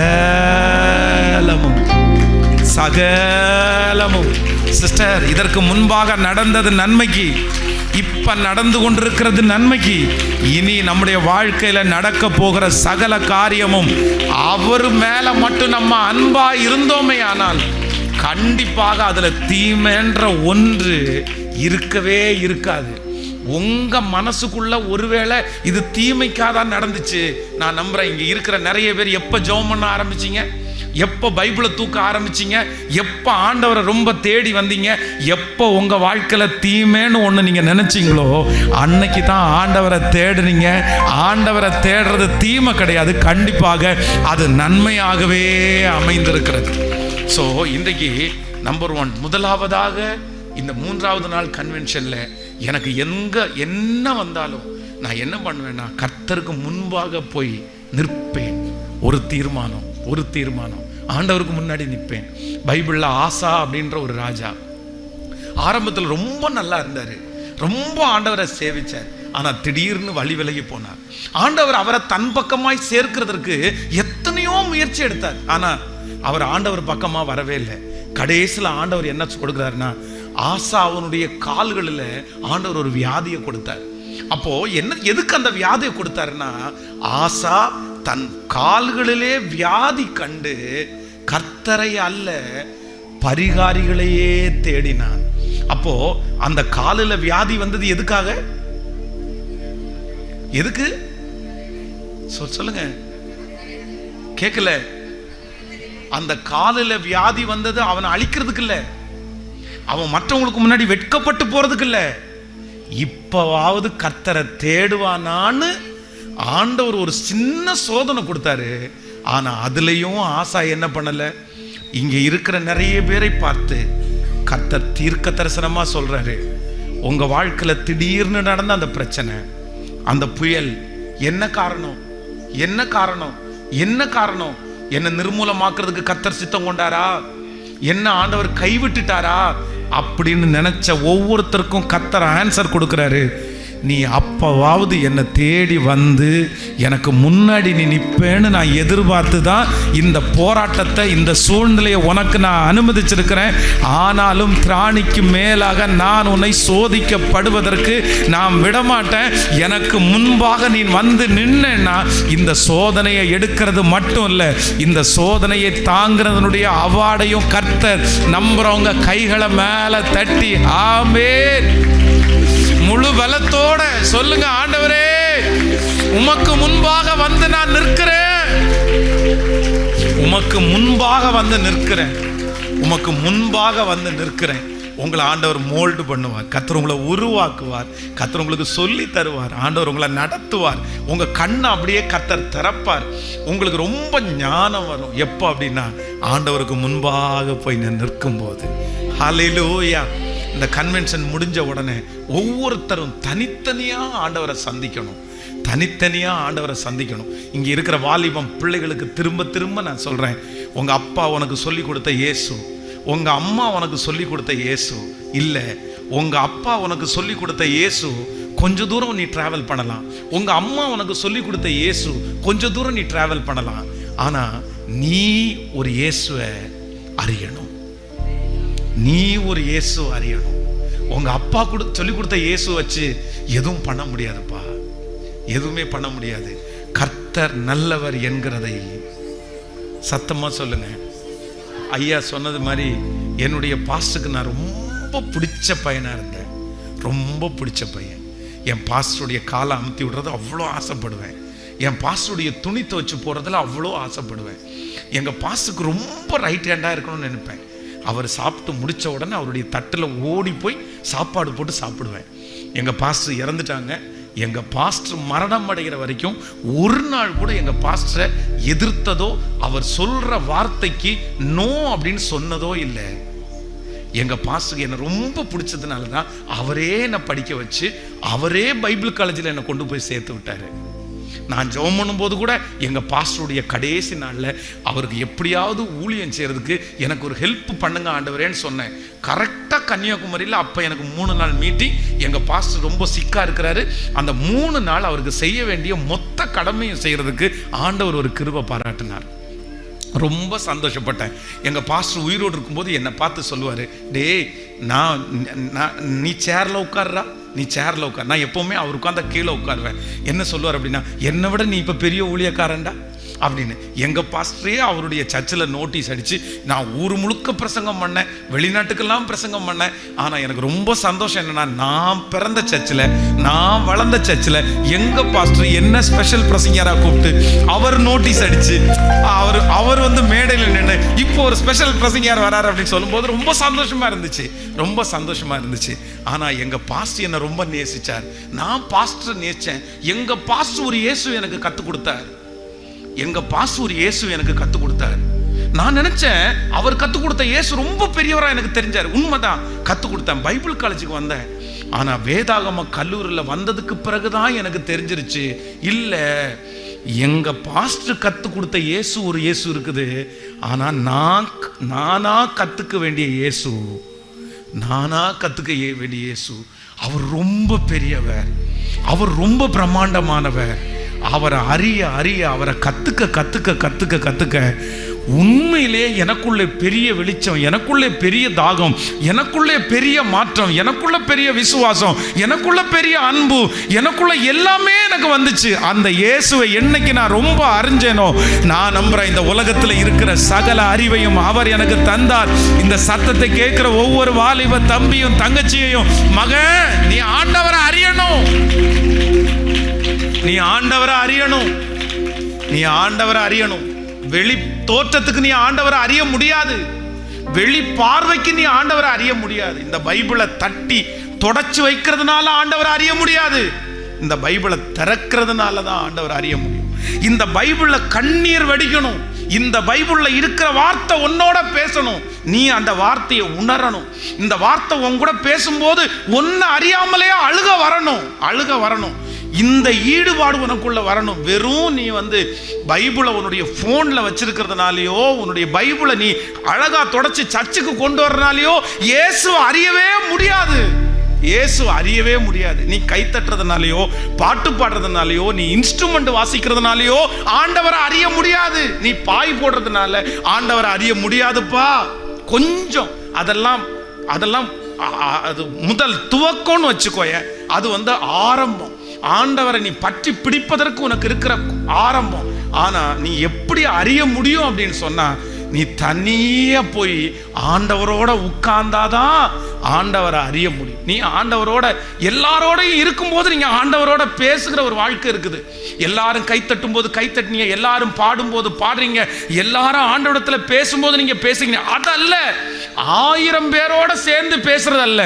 நீங்க தனியா போய் நின்று ஆண்டவரோட பேசணும், ஆண்டவரோட உறவாடணும், ஆண்டவர் அங்க உங்களை தேற்றணும், ஆண்டவர் அங்க உங்களை ஆற்றணும். அந்த அனுபவம் மட்டும் உங்களுக்கு வந்துச்சுன்னா நான் நம்புறேன் இந்த உலகத்துல இருக்கிற சகல ஞானத்தையும் கர்த்தர் நம்புறவங்க கைகளை மேல தட்டி, ஆண்டவரே உங்க சமூகத்துல இருக்கக்கூடிய கிருபையை தாங்க. ஆமென். சவுலை ராஜாவாய் மாத்தினது கர்த்தர். சவுல் பண்ணின ஒரு மிகப்பெரிய மிஸ்டேக் என்ன தெரியுமா? தன்னுடைய வாழ்க்கையில சோதனைகள் பிரச்சனைகள் வரும்போது ஆண்டவரிடத்துல போய் நிக்கவே இல்லை. பாருங்களேன், தாவீது கொன்றது 1000, சவுல் கொன்றது 1000, தாவீது கொன்றது 10000. முறையாய் பாடினார்கள். இந்த காயம் உண்மையிலே பெரிய காயம்தான்.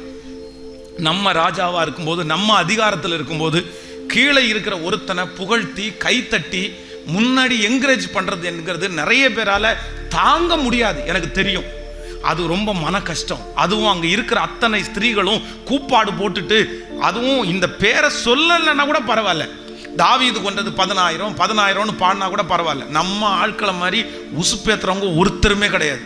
நம்பவே கூடாது. சுத்தி இருக்கிறவங்கள நம்பிடலாம், கூட இருக்கிறவங்கள நம்பிடக்கூடாது. ஏன் இத்தனை நாட்களும் சவுல் தானே ராஜாவா இருந்தாரு? ஏன் அங்க இருக்கிற அந்த லேடிஸ்க்கு தெரியலையா இப்படி பாடக்கூடாதுன்னு? தெரியாதா? எப்படி பாடுறாங்க பாருங்க.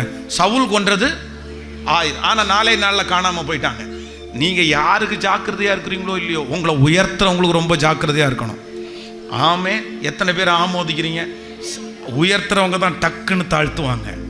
அதனால நாசியிலே சுவாசம் இருக்கிற மனுஷனை நம்புவதை பார்க்கலும் கர்த்தர் மேல பற்றுதலா இருக்கு. உங்களை ரொம்ப பெருமைப்படுத்தும் போது ஆடிடவும் கூடாது, உங்களை ரொம்ப தாழ்த்தும் போது கீழே விழுந்துடவும் கூடாது. நீங்க எப்பவும் எப்படி இருக்கணும்னா, அப்படியே சத்தமா சொல்லுங்க எல்லாருமே, அப்படியே ரைட்டு. நம்மளை அவங்க கனப்படுத்தும் போது நம்மளை பெருமை ஸ்தோத்திரம், ரொம்ப சந்தோஷம். நம்ம மேல அவங்க வச்சிருக்கிற அன்பு, நம்ம மேல அவங்க வச்சிருக்கிற பாசம், லவ் யூ, நானும் உங்களை நேசிக்கிறேன், நீங்கள் என்ன நேசிக்கிறீங்க, ஸ்தோத்திரம். உடனே நிறைய பேருக்கு 4 கொம்பு வச்சது மாதிரி ஆயிரும். பாருங்களேன், யாராவது ஒருத்தர் பிரதர் நீ அழகா இருக்கிறீங்கன்னு பார்த்தா போறோம், கண்ணாடியில் 3 மணி நேரம் செலவாகும். பாருங்களேன், அவ்வளோதான். அந்த மாதிரி பெருமையா அப்படி அல்ல. நீங்க எப்படி இருக்கணும்னா, நீங்க தழும்பாதவர்களா இருக்கணும். நீங்க எப்போ மனரம்யமா இருக்கணும். அதே நேரத்தில் உங்களை வருத்தப்படுத்தும் போது அப்படியே சுருண்டு போய், மாயே ஆண்டவரே என்னை எடுத்துக்கொள்ளும்னு எலியா மாதிரி போய் உட்காந்து என் பிராணனை எடுத்துக்கொள்ளும்னு நீங்க போய் சுருண்டு போய் படுத்துக்கிடவும் கூடாது. எப்பவுமே எப்படி இருக்கணும்னா, ஆண்டவரே உயர்த்து, எனக்கு வாழ்ந்திருக்கவும் தெரியும், எனக்கு தாழ்ந்திருக்கவும் தெரியும். நான் எந்த நிலைமையிலே இருந்தாலும் மனரம்யமாக இருக்கிறதற்கு கற்றுக்கொண்டேன். ஆமேன். இந்த பாடத்தை மட்டும் நீங்கள் கற்றுக்கொண்டீங்கன்னா இந்த உலகத்தில் இருக்கிற எந்த மனுஷனும் உங்கள் மனசை எப்பவுமே கஷ்டப்படுத்தவே முடியாது. நீங்கள் எதுக்காகவும் கஷ்டப்படவே மாட்டீங்க. எத்தனை பேர் ஆமோதிக்கிறீங்க? அப்படிப்பட்ட ஒரு வாழ்க்கையை ஆண்டவர் தருவார். ஆமேன். இந்த சவுல் கொன்றது 1000, தாவீது கொன்றது 10,000 முறையாக பாடின உடனே ஸ்ட்ரெயிட்டா எங்க ஓடி இருக்கணும்னா நேர கத்திடத்துல ஓடி, பதவியை கொடுத்தது நீங்க தானே ஆண்டவரே, நான் வேணான்னு ஓடி போனேன், என்ன ஓடி ஓடி வந்து அபிஷேகம் பண்ணீங்களே, இப்போ நான் இருக்கும்போது இன்னொருத்தனை கை தட்டுறது அது கூட பிரச்சனை இல்லை ஆண்டவரே, எனக்கு விசுவாசம் இப்படி குறைஞ்சிருச்சே, என் விசுவாசத்தை வர்த்திக்க பண்ணுங்க, நான் இழந்து போன பேரை திரும்ப வாங்கணும்னு இந்த சவுல் மட்டும் ஆண்டவர்கிட்ட போய் நின்றுருந்தான்னா, நிச்சயமா சொல்றேன், எப்பவுமே என் ஆண்டவர் வந்து ஒரு பதவியை கொடுத்துட்டாருன்னா அங்க அவரை தான் ஆண்டவர் மேன்மையா வைப்பார். 1000 பேர் வேணாலும் இருக்கலாம். நான் எத்தனை பேர், நான் இப்போ ஒரு சர்ச் பாஸ்டர், என்னுடைய சர்ச்சில் எத்தனை 1000 ஜனங்கள் வேண்டுமானாலும் வரலாம், டாக்டர்ஸ் வரலாம், இன்ஜினியர் வரலாம், பெரிய படிப்பாளிகளே வரலாம். ஆனால் என்ன பாஸ்டரா ஆண்டவர் அங்கீகரிச்சாருன்னா அந்த ஜனங்களுக்கு முன்னாடி கண்டிப்பாக என்ன தலையை நிமிர்த்தி தான் வைப்பாரே தவிர கண்டிப்பாக என்னை வெட்கப்படுத்த மாட்டார். அதான் சங்கீதக்காரன் சொல்லுகிறான், என்னுடைய ஆண்டவர் என் சத்துருக்களை காட்டிலும் என்னை ஞானவான் ஆக்கிறவர் கர்த்தர், என்னை படிப்பிச்சவங்களை காட்டிலும் என்னை ஞானவான் ஆக்கிறவர் என் தேவனாகிய கர்த்தர். ஆமென். ஆனா சவுல் என்ன பண்ணலைன்னா போய் நிற்கவே இல்லை. ஆனா சவுலுடைய வாழ்க்கையில எனக்கு ரொம்ப துக்ககரமான ஒரு விஷயம், நான் எங்க போனாலும் இந்த வார்த்தையை நான் சொல்லிட்டே இருக்கிறேன், நீங்க இந்த வசனங்களை எல்லாம் கண்டிப்பாக நீங்க வாசிக்கணும்னு நான் நினைக்கிறேன். நம்முடைய வேதத்தை திறந்து ஒரு சில வசனங்கள், இந்த சவுல் வந்து ஆண்டவருடைய, நீ வாசிக்கலாம் 1 சாமுவேல் 18ஆம் அதிகாரத்தினுடைய 10வது வசனத்தை வாசிக்கலாமா? 18ஆம் அதிகாரம் 10வது வசனம். அந்நாளிலே தேவனால் விடப்பட்ட பொல்லாத ஆவி சவுலின் மேல் இறங்கிருச்சு, அவன் வீட்டுக்குள்ளே தீர்க்க தரிசனம் சொல்லிக் கொண்டிருந்தான். அப்பொழுது தாவீது தினந்தோறும் செய்கிறபடியே தன் கையினால் சுரமண்டலத்தை வாசித்துக் கொண்டிருந்தான். சவுலின் கையிலே ஈட்டி இருந்தது. நல்லா கவனிங்க, எல்லாரும் என்ன கவனிங்க. நம்பர் 1, முதலாவதாக இங்க என்ன நடக்குது அப்படின்னா, தீர்க்க தரிசனம் சொல்லுகிற இடம், தீர்க்க தரிசனம் சொல்லுகிற இடத்துல தாவீதனுடைய கையில சுரமண்டலம் இருக்குது, ஆண்டவரை ஆராதிக்கிற கீத வார்த்தையும் இருக்குது. ஆனா சவுலுடைய கையில என்ன இருக்குதாமா? கேட்கல. நம்ம சொல்ற பொறுத்த அளவுல சர்ச்சுக்குள்ள அவன் கையில என்ன இருக்குது? ஆண்டவரோட 3.5 வருஷம் அவ்வளவு ஊழியத்தை செஞ்சு, அவ்வளவு அற்புதத்தை பார்த்து, அவ்வளவு பிரசங்கத்தை காதால கேட்டு, பேதுருவால எதை மட்டும் விட முடியல சொல்லுங்களேன்? கத்திய மட்டும் விட முடியல, இடுப்புல சொருகிட்டே இருந்தாரு. அந்த டைம் வரும்போது கத்தியை எடுத்து ஒரு வெட்டு வெட்டுறான். உடனே ஆண்டவர் என்ன சொல்றாரு தெரியுமா? ஏண்டா 3.5 வருஷம் என் கூட இருந்து திருந்தவே இல்லையா? உன் பட்டயத்தை உரையிலே போடு, பட்டயத்தை எடுக்கிற யாவரும். பிரதர் சிஸ்டர், தீமையை தீமையினால வெல்லுன்னு ஆண்டவர் சொல்லல, தீமையை தீமையினால வெல்லுன்னு சொல்லல, தீமையை தீமையினால வெல்லுன்னு சொல்லல. தீமையை எதனால வெல்லன்னு தெரியுமா? நிறைய பேருக்கு கோபம் அப்படியே ரொம்ப வரும். கொன்றுலாமா? கொன்னுட்டு ஜெயிலுக்கு போயிடலாமா? அடிச்சுட்டு போயிடலாமா? இவ்வளவு கஷ்டப்படுத்துறாங்களே. ஆனா ஒன்று நினைத்துக் கொள்ளுங்கள், பட்டயோன்ற ஒன்றை நீங்க கையில எடுத்தீங்க, யாருக்காக ஆண்டவர் பேசுறான்னு தெரியல, தீமைன்ற ஒன்றை கையில எடுத்தீங்க, பழிக்கு பழி வாங்கணும்ன்றது ஒன்றை கையில எடுத்தீங்க, நீங்க ஃபெயிலியர் ஆக ஆரம்பிச்சிங்கன்னு அர்த்தம். நீங்க ஃபெயிலியர். அவங்க செய்யலாம் பிரதர், அவங்க செய்யலாம் சிஸ்டர், அவங்க பண்ணலாம், அவங்க செய்யலாம். ஆனா நீங்க கையில என்ன பண்ண முடியாது? நீங்க பட்டயத்தை எடுக்க முடியாது. அவங்க போலீஸ் ஸ்டேஷன் போலாம், அவங்க கோர்ட்டுக்கு போலாம், அவங்க மனுஷங்கிட்ட போலாம், அவங்க அரசியல்வாதிகிட்ட போலாம், தப்புல. அவன் உலகத்தான், அவன் உலகத்தில் இருக்கிறவங்க. ஆனா ஒரு ஆண்டவருடைய பிள்ளை எப்பவுமே இன்னொருத்தரை ஜெயிக்கிறதற்கு தீமைன்ற ஒன்ன கையில எடுத்தீங்கன்னா நீங்க கண்டிப்பாக தீமையினால தான் அழிய முடியும். உங்களுக்கு வெற்றியை தராது, நீங்க வெற்றி அடைய முடியாது. சண்டை போட்டு நீங்க ஜெயிக்க முடியாது, கெட்ட வார்த்தை பேசி நீங்க ஜெயிக்க முடியாது, நீங்க வாக்குவாதம் பண்ணி ஜெயிக்க முடியாது, நீங்க பிரச்சனை பண்ணி ஜெயிக்க முடியாது. ஆனா நீங்க மட்டும் முழங்கால நின்னீங்க அப்படின்னு சொன்னா உங்களுக்காக யுத்தம் பண்ணுகிற கர்த்தர், உங்களுக்காக வழக்காடுகிற கர்த்தர், உங்களுக்காக மீட்டு தருகிற கர்த்தர் எதிரிக்கு முன்பாக உங்களுக்கு ஒரு பந்தியை ஆயத்தப்படுத்தி உங்கள் தலையை நம்புறவங்க நல்ல கைகளை மேல தட்டி ஆமென். இந்த சவுல் ஆண்டவருக்கு முன்னாடி போய் நிக்கல, ஜெபம் பண்ற இடத்துலயும் அவர் என்ன வச்சிருந்தாராமா அப்படின்னா, எப்பவுமே மனசுல ஆவிக்குரிய விஷயத்தை யோசிக்க மாட்டாங்க. ஒரு மனுஷீகமான ஒரு யோசனை, மாம்சத்திற்குரிய யோசனை, ஒரு மாம்ச பிரகாரமான யோசனை. நம்பர் 2, ரெண்டாவது வேகமா வாசிங்க. 19ஆம் அதிகாரம் 9வது வசனத்தை வாசிங்க. 19ஆம் அதிகாரம். கர்த்தரால் விடப்பட்ட பொல்லாத ஆவி சவுலின் மேல் வந்தது. அவன் தன் வீட்டில் உட்கார்ந்து தன் ஈட்டியை கையிலே பிடித்துக் கொண்டிருந்தான். நல்லா கவனிங்க. நம்பர் 1, முதலாவது எந்த இடத்துல அவனுக்கு ஈட்டி சொல்லுங்க, வசனம் வாச்சோம். தீர்க்க தரிசன எடுத்து சொல்ற இடத்துல அவனுடைய கையில என்ன இருந்துச்சு? தாவீது கையில என்ன இருந்துச்சு? கேட்கல, சத்தமா சொல்லுங்க. எல்லாம் நீங்க மனப்பாடமா கத்துக்கணும். தாவீதனுடைய கையில சுரமண்டலம் இருக்குது, ஆனா சவுலுடைய கையில என்ன இருக்குது? 2 பேரும் தேவனுடைய பிள்ளைகள், 2 பேரும் தேவனால் அபிஷேகம் பண்ணப்பட்டவர்கள், 2 பேரும் ஒரே தேவனை ஆராதிக்கிறாங்க. ஆனா ஒருத்தனுடைய கையில சுரமண்டலம், இன்னொருத்தருடைய கையில ஈட்டி. ஃபர்ஸ்ட் அவன் தீர்க்க தரிசனம் சொல்லுகிற இடத்துல அவன் கையில ஈட்டி, 2வது அவனுடைய வீட்டில், அவன் தங்கி இருக்கிற வீட்டிலே அவன் கையிலே ஈட்டி இருந்துச்சு. நம்பர் 3, மூன்றாவது வாசிங்க. 1 சாமுவேல் 13ஆம் அதிகாரத்தினுடைய 22வது வசனத்தை வாசிங்க பார்க்கலாம். 13ஆம் அதிகாரம் 22வது வசனம். 1 சாமுவேல் 13ஆம் அதிகாரம் 22வது வசனம். யுத்த நாள் வந்தபோது சவுலுக்கும் அவன் குமாரனாகிய யோனத்தானுடைய கையிலே இருக்கிறது அன்றி சவுலோடும் யோனத்தானோடும் இருக்கிற ஜனங்களில் ஒருவர் கையிலும் பட்டயமும் ஈட்டியும் இல்லாதிருந்தது. கவனிங்க.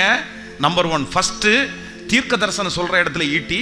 நம்பர் 2 ரெண்டாவது தான் குடியிருக்கிற வீட்டில் ஈட்டி. நம்பர் 3 மூன்றாவது யுத்தம் செய்கிற இடத்துல ஈட்டி. நம்பர் 4 நாலாவது 1 சாமுவேல் 20ஆம் அதிகாரம் 24 25 வாசிக்கலாம். 1 சாமுவேல் 20ஆம் அதிகாரம் 24 25. அப்படியே தாவீது வெளியிலே ஒளிந்து கொண்டிருந்தான். ராஜா போஜனம் பண்ண உட்கார்ந்தான். 33வது வசனத்தை வாசிங்களா. 33வது வசனம். அப்பொழுது சவுல் அவனை குத்தி போட அவன் மேல் ஈட்டியை எறிந்தான். நல்லா கவனிங்க. நம்பர் 1 ஃபர்ஸ்ட் எங்க ஈட்டி? தீர்க்க தரிசனம் சொல்ற இடத்துல. நம்பர் 2 எங்க ஈட்டி? வீட்டுல. நம்பர் 3 எங்க இடத்துல ஈட்டி? யுத்தம் செய்யற இடத்துல. நம்பர் 4 இப்ப எங்க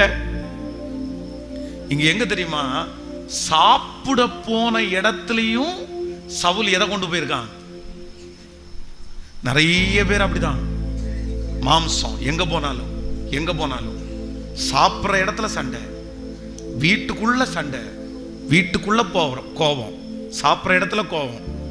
இப்போ அடுத்து ஒரு வசனத்தை வாசிங்க. 1 சாமுவேல் 26ஆம் அதிகாரம் 7வது வசனத்தை வாசிங்க. 1 சாமுவேல் 26ஆம் அதிகாரம். தன் சவுல் ஊழியக்காரனை நோக்கி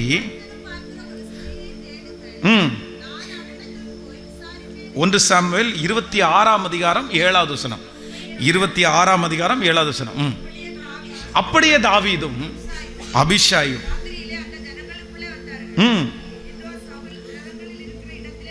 இதோ சவுல் ரதங்கள் இருக்கிற இடத்திலே படுத்து நித்திரை பண்ணினான்.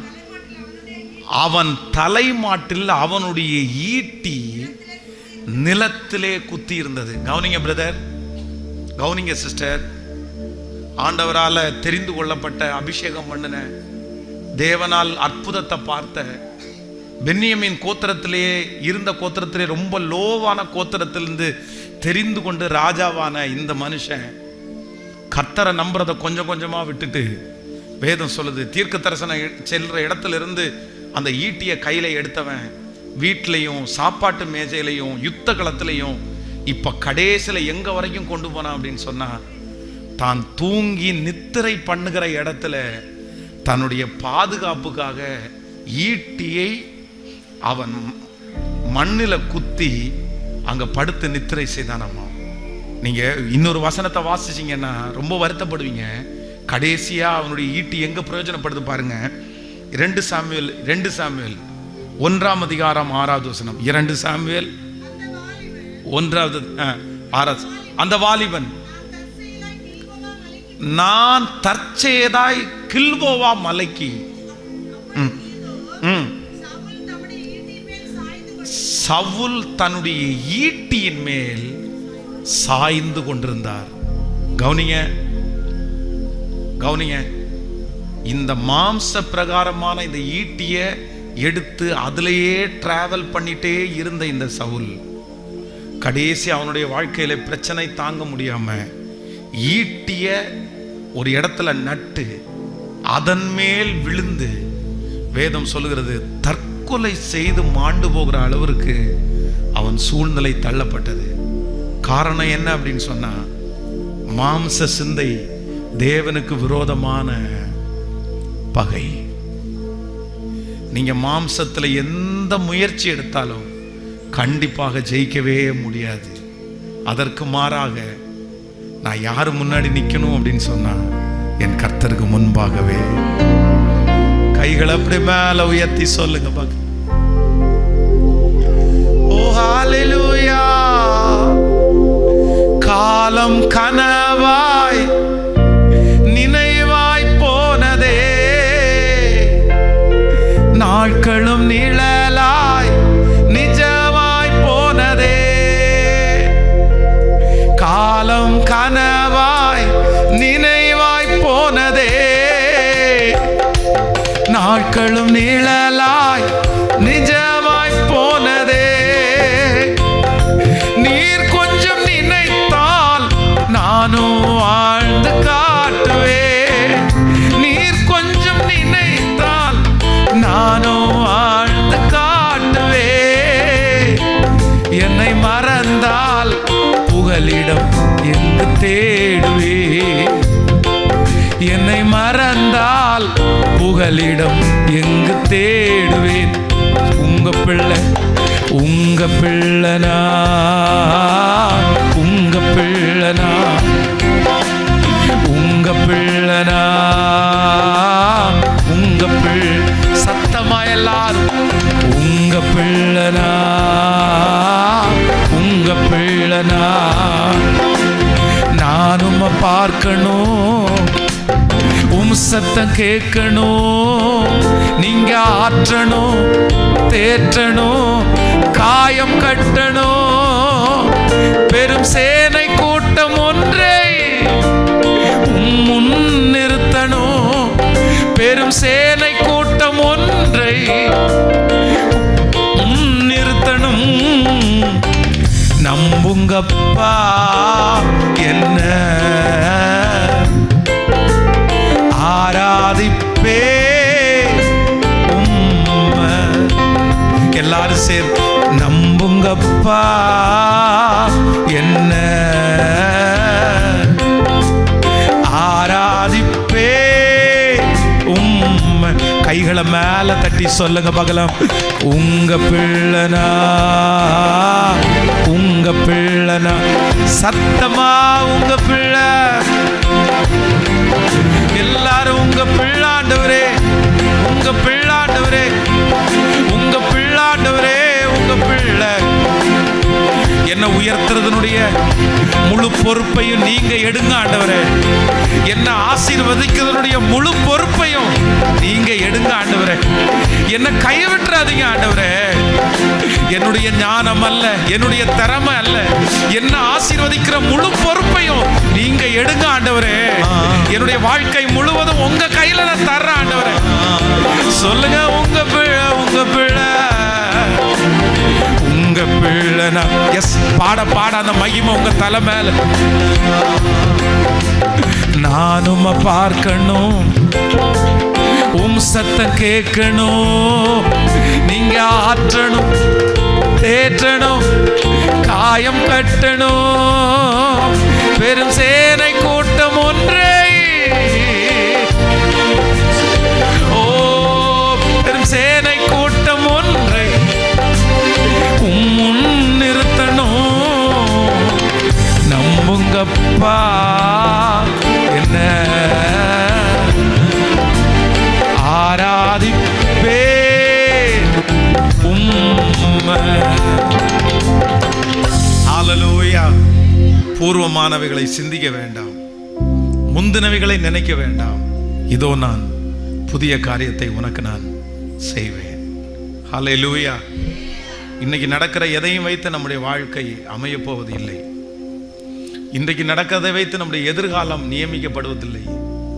இன்னைக்கு நீங்க எந்த சூழ்நிலையில வேணாலும் இருக்கலாம். ஆனா நான் நம்புறேன், இல்லை இல்லை இல்லை இல்லை, இன்னைக்கு நடக்கிறத வச்சு என் வாழ்க்கையை கண்டிப்பா ஃபிக்ஸ் பண்ணவே முடியாது. என்னுடைய ஆண்டவர் 24 மணி நேரத்துக்குள்ள என் வாழ்க்கையை மாற்றுறதற்கு அவர் வல்லவராக இருக்கிறார். ஆமென். இன்னைக்கு காலையில் நடந்த உபவாச ஜெபத்தில் கூட இந்த வார்த்தையை நான் சொன்னேன். 2004 வருஷம் என்னுடைய கையில் 24 மாத்திரையோட 24 மாத்திரை ஒவ்வொரு நாள் சாப்பிட்றேன். ஸோ நியூரோ மாத்திரை மட்டும் ஒரு நாள் 3-4 மாத்திரை சாப்பிடுவேன். ஸோ பயங்கரமாக கை நடுங்கும், நரம்பு தளர்ச்சி. அந்த மாத்திரையை சாப்பிடும்போது நிறைய பேர் என்னை பார்த்து கேட்டது, வேற எதுவுமே எனக்கு துக்கமா இல்லை, அவங்க கேட்ட ஒரு வார்த்தை தான் எனக்கு ரொம்ப துக்கமாக இருந்துச்சு. இந்த வயசுலேயே நீ இத்தனை மாத்திரை சாப்பிட்டா, இந்த வயசுல நீ இத்தனை மாத்திரை சாப்பிட்டா, அந்த வார்த்தையை என்னால் மறக்கவே முடியல. என்னை பார்த்து நானும் கேட்குற கேள்வி அதான். இந்த வயசுலயே அன்னைக்கு எனக்கு ஒரு 22 வயசு இருக்கணும் வைங்களேன். அந்த 22 இயர்ஸ்ல அத்தனை மாத்திரையை சாப்பிடும்போது எனக்கு மாத்திரையை கொடுத்த டாக்டர் கூட, உனக்கு இத்தனை வயசுல இதுன்னு சொன்னா கிட்னி ஃபெயிலியர், என்ன வேணாலும் வரலாம்ப்பா, என்ன வேணாலும் வரலாம். அன்னைக்கு நான் யோசிச்ச யோசனை, உண்மையிலே இன்னைக்கு இருக்கிற நிலைமையில நான் இன்னைக்கு வாழ்வேனா? ஆனால் இன்னைக்கு உங்க முன்பாக சொல்கிறேன், அந்த நரம்பு தளர்ச்சி எனக்கு இல்லை, அந்த பலவீனம் எனக்கு இல்லை, எனக்கு ஒரு அவயவங்களோட கட்டு போகவே இல்லை. இன்றைக்கு என்ன சாட்சியாய் கர்த்தர் நிறுத்தியிருப்பாரே. ஆனால் இந்த ஜெபத்தில் இருக்கிற ஆண்டவருடைய பிள்ளையை, உங்க பிள்ளையை குறித்து ஒரு பெரிய வருத்தம் உங்களுக்கு இருக்கலாம். இன்னைக்கே என் பிள்ளை இப்படி இருந்தா நாளைக்கு என் பிள்ளையினுடைய எதிர்காலம் என்ன, நாளைக்கு என் குடும்பத்தினுடைய எதிர்காலம் என்ன? இந்த ஜெபத்தில் இந்த சத்தத்தை கேட்கிற யாராவது ஒருத்தர் நினைச்சிட்டு இருக்கலாம், நான் இன்னைக்கு இப்படி இருக்கிறேனே. ஆனா கர்த்தர் சொல்றாரு, நீ இப்ப நடக்கிறத நினைச்சு உன் எதிர்காலத்தை யார் கணிக்க முடியும்? இன்னைக்கு நடக்கிறத நினைச்சு யாருமே உங்க எதிர்காலத்தை கணிக்க முடியாது. யாருக்கு தெரியும்? கர்த்தர் உங்க கூட இருந்தா இன்னும் 5 வருஷத்துக்குள்ள 10 வருஷத்துக்குள்ள கர்த்தருடைய வருகை தாமதிக்கும்னா நீங்க உங்க பிள்ளைகள் இந்த நிலைமை அல்ல. கர்த்தர் அநேகர் எட்ட முடியாத அளவிற்கு ஒரு உயரத்தை நம்புறவங்க கைகளை மேல தட்டி ஆமேன் என்று, முழு பலத்தோட ஆமேன் என்று. இன்னைக்கு நடக்கிறத வச்சு யாரும் உங்களை கண்காணிக்க முடியாது. இன்றைக்கு நடக்கிறத வச்சு யாரும் உங்களை கணிக்க முடியாது. கர்த்தர் சொல்லுகிறார், உன் நினைவுகள் என் நினைவுகள் அல்ல, உன் வழிகள் என் வழிகளும் அல்ல. நம்மை குறித்து பெரிய நினைவுடையவர் கர்த்தர். அதைத்தான் கர்த்தர் சொல்றாரு. முன்னாடி நடந்ததை நினைக்காத, முன்னாடி நடக்குது. எனக்கு வாழ்க்கையில் இவ்வளோ நடந்துச்சு இல்லை, அதை நினைக்க வேண்டாம். கர்த்தர் சொல்றாரு, பூர்வமானதை சிந்திக்க வேண்டாம். நான் உனக்கு ஒரு புதிய காரியத்தை உங்க குடும்பத்தில் ஒரு புதிய காரியம் நடக்க போகிறது. உங்க வீட்டில் ஒரு புதிய காரியம் நடக்க போகிறது. நீங்க சந்தோஷப்படுறது மாதிரி ஒரு புதிய காரியத்தை கர்த்தர் செய்ய போறாரு. உங்க வீட்டில் ஒரு சந்தோஷ சத்தம் சீக்கிரமாய் கேட்க போகிறது. ஆடல் பாடல் சத்தம் கேட்க போகிறது. மகிழ்ச்சியின் சத்தம் கேட்க போகிறது. அந்த சஞ்சலத்தையும் தவிப்பையும் வியாதியினுடைய கூக்குரலையும் கர்த்தர் கரங்களை தட்டி கொண்டிருக்கும் போதே ஆண்டவர் எடுத்து போட போறார். ஆமென், ஆமென், ஆமென், ஆமென். சொல்லுங்க, எனக்கு தான் கர்த்தர், எனக்காக தான் கர்த்தர் செய்ய போறாரு. ஆமென், ஹல்லேலூயா. என்னுடைய நிலைமை, என்னுடைய வாழ்க்கையை 24 மணி நேரத்தில் தலைகளாய் மாற்றுகிறவர். ஆமென். வேதம் சொல்லுறதுக்கு முருதகாய் என்கிற தேவனுடைய மனுஷன், முருதகாய் என்கிற தேவனுடைய மனுஷன், அவன் தன்னுடைய துஷ்ட ஆமான் தனக்கு விரோதமாய் ஒரு பெரிய தூக்கு மரத்தையே எடுத்தார். அவன் அந்த வாசலை கிராஸ் பண்ணும்போது ஆமானை பார்த்து என்ன சொல்லப்படுற, சிரிக்கிறியா? ஒருவேளை அந்த மருதகாய் சிரிச்சிட்டு இருந்திருப்பான்னு வைங்களேன், இந்த ஆமான் பார்த்து சொல்லி, சிரிச்சியா? இன்னைக்கு தான் உனக்கு கேட்கல, என்ன சொல்லியிருப்பான்? ஏன் அப்படி சொல்லுவான்னு நினைக்கிறீங்க? இன்னைக்கு தான் உனக்கு கடைசின்னு சொல்றதுக்கு காரணம் இருக்குது. டேய், கொஞ்சம் அந்த ஜன்னலை திறந்து எட்டிப்பாரு, அவன் ஒரு பெரிய தூக்கு மரம் தான் உனக்கு தான்டா அது. அவ்வளோதான், நான் டிசைட் பண்ணிட்டேன். ஏன்னா ராஜா கூட உட்காந்து ஒன்னா உட்காந்து அவங்க சாப்பிட்றாங்க, ஒன்னா உட்காந்து தண்ணி அடிச்சிட்டு இருக்கிறான். ராஜாவுக்கு ரொம்ப நெருக்கம், ராஜாவுக்கு ரொம்ப பிரியம். ராஜா எல்லாத்தையுமே ஷேர் பண்ண ஆரம்பிச்சிட்டாரு. போகும்போதே சொல்லிட்டு போறான், இன்னைக்கு தான் நீ கடைசி சிரிக்கிற சிரிப்பு. நாளைக்கு காலையில் இந்த இடத்துல நீ இருக்க மாட்ட, இன்னொருத்தர் அப்பாயின்மெண்ட் பண்ணுவேன், அவன் என்ன விழுந்து வணங்குவான். இன்னைக்கு தான். ஆனா வேதம் சொல்லுகிறது, ஆமான் உள்ள போயிட்டு வரும்போது அவனுடைய மூஞ்சி போகும்போது சிரிச்சுட்டு தான் போயிடுச்சு, ஆனா வரும்போது சிரிச்சது மாதிரி வரல. எப்பா, தீமை எனக்கு இல்லடா, நீ எனக்கு தான் இன்னைக்கு கடைசி நாள் நினைச்ச, ஆனா கர்த்தர் அதை உனக்கு தான் கடைசி நாளா கர்த்தர் மாத்தி இருக்கிறார். நீ சந்தோஷப்படுறதுக்கு இதுதான் கடைசி நாள். ஆமென் சொல்லுங்க. ஒரே இரவுல 1 மணி நேரத்துக்குள்ள காரியத்தை மாறுதலாய் முடிய பண்ணுகிற அந்த கர்த்தரை தான் நீங்களும் நானும் ஆராதிக்கிறீங்க. நான் சொல்றேன், இந்த நாளை பல மாதங்களாய் நடக்கிறத நினைச்சு இந்த மாதிரியே வாழ்க்கை ஆயிருமோ, நான் இப்படியே இருந்துருவேனோன்னு நீங்க எப்படி நினைக்க முடியும்?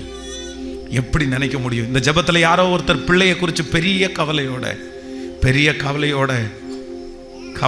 பாஸ்டர், இன்னும் அவன் போக வேண்டியது எவ்வளோ தூரம் இருக்கு பாஸ்டர், அவனுக்கு வயசு சின்ன வயசு, அவளுக்கு வயசு சின்ன வயசு. ஆனால் நான் வாழ்றதற்கு நான் வாழ்க்கையை முடிக்கிறேன், ஆனால் அவள் இன்னும் வாழ ஆரம்பிக்கவே இல்லை. என் பிள்ளை வாழ்க்கை ஆரம்பிக்கிறதுக்கு முன்னாடியே இவ்வளோ பெரிய பிரச்சனையா, துவங்குறதுக்கு முன்னாடியே எவ்வளோ பெரிய போராட்டமா? கர்த்தர் யாரோ ஒருத்தரிடத்தை தீர்க்க தரிசனமா சொல்லிட்டே இருக்க. நான் உள்ளுக்குள்ள வெதும்பிட்டு இருக்கிறேன் பாஸ்டர், உடஞ்சிட்டு இருக்கிறேன். என் பிள்ளைக்கு ஆண்டவர், எனக்கு கவலையா இருக்குது. இன்னும் எத்தனையோ என் பிள்ளை பார்க்கணுமே, எத்தனையோ பார்க்கணுமே. அவன் எப்படி சமாளிக்க போறான்? எப்படி? ஏதோ ஒரு வாலிப தம்பி தங்கச்சி, நீ கூட உன் மனசுக்குள்ள நிறைய கற்பனையோட ரொம்ப வருத்தத்தோட கூட இந்த ஜெபத்தில் சத்தத்தை கேட்டுட்டு இருக்கலாம். பாஸ்டர், நீங்க வேற யாருக்காகவும் பேசல, எனக்காக தான் நீங்க பேசுறீங்க. எனக்கு ஏன் பாஸ்டர் இந்த வயசுல எனக்கு இந்த நோய்? எனக்கு ஏன் பாஸ்டர் இந்த வயசுல எனக்கு இப்படி படி? எனக்கு இன்னைக்கு எவ்வளோ காலங்கள் இருக்குது, ஆனா எனக்கு இப்பவே இந்த விரக்தி எதனால வந்துச்சு? இப்பவே இப்படி இருந்தா நான் எப்படி எப்படி எப்படி? ஆனா ஆண்டவர் யாரோ ஒரு இடத்துல சொல்றாரு, இல்ல நான் திசை திருப்புகிற கர்த்தர், நான் மாற்றுகிற கர்த்தர். தெற்கத்தி வெள்ளங்களை திருப்புவது போல உன் சிறையிருப்ப நான் திருப்புவேன். 24 மணி நேரத்துக்குள்ள நான் உனக்கு அற்புதம் செய்வேன். உன் எதிர்காலம் என்னுடைய கரத்துல இருக்கிறது. என் காலங்கள் கர்த்தருடைய கரத்திலே இருக்கிறது. என் பிள்ளையினுடைய காலங்கள் கர்த்தருடைய கரத்திலே இருக்கிறது. பிரதர், சிஸ்டர், உங்க பிள்ளையினுடைய காலம் இதோ கர்த்தருடைய கரத்துல இருக்குது. அவனை கர்த்தர் உன்னதமான இடத்துல வைக்க போறாரு. அந்த பிள்ளைய உன்னதமான இடத்துல வைக்க போறாரு. நீங்க பார்த்த எந்த துன்பத்தையும் துக்கத்தையும் பார்க்க போறதில்லை. ஆனா நீங்க பார்த்த சந்தோஷத்துக்கு பல மடங்கு சந்தோஷத்தை கர்த்தர் அவர்கள் தலையின் மேல் கைகளை தட்ட தட்ட தட்ட அந்த மகிமை இப்ப அந்த பிரசன்னம் ஒவ்வொருவரையும் நல்ல கரங்களை தட்டி ஆமென் என்று ஆமோதித்து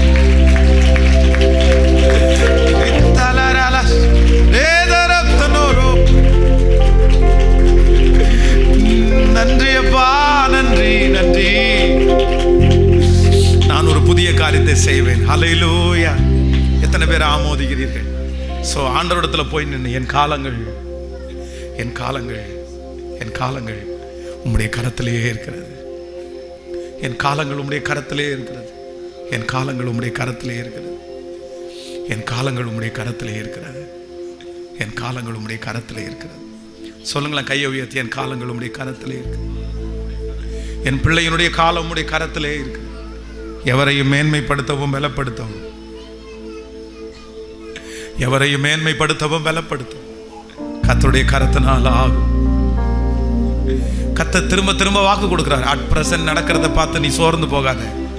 உன்னை ஒரு பெரிய ஜாதி ஆக்க போவேன். உன்னை ஒரு பெரிய ஜாதி ஆக்க போறேன். இப்ப நடக்கிறத வச்சு உன் வாழ்க்கையை நீ நிர்ணயிக்க முடியாது. கர்த்தர் வாக்கு கொடுக்கிறார். இல்ல இது மாறும். இந்த சூழ்நிலை மாறும். இந்த சூழ்நிலை மாறும். இந்த போராட்டம் மாறும். இந்த நிலைமை மாறும்.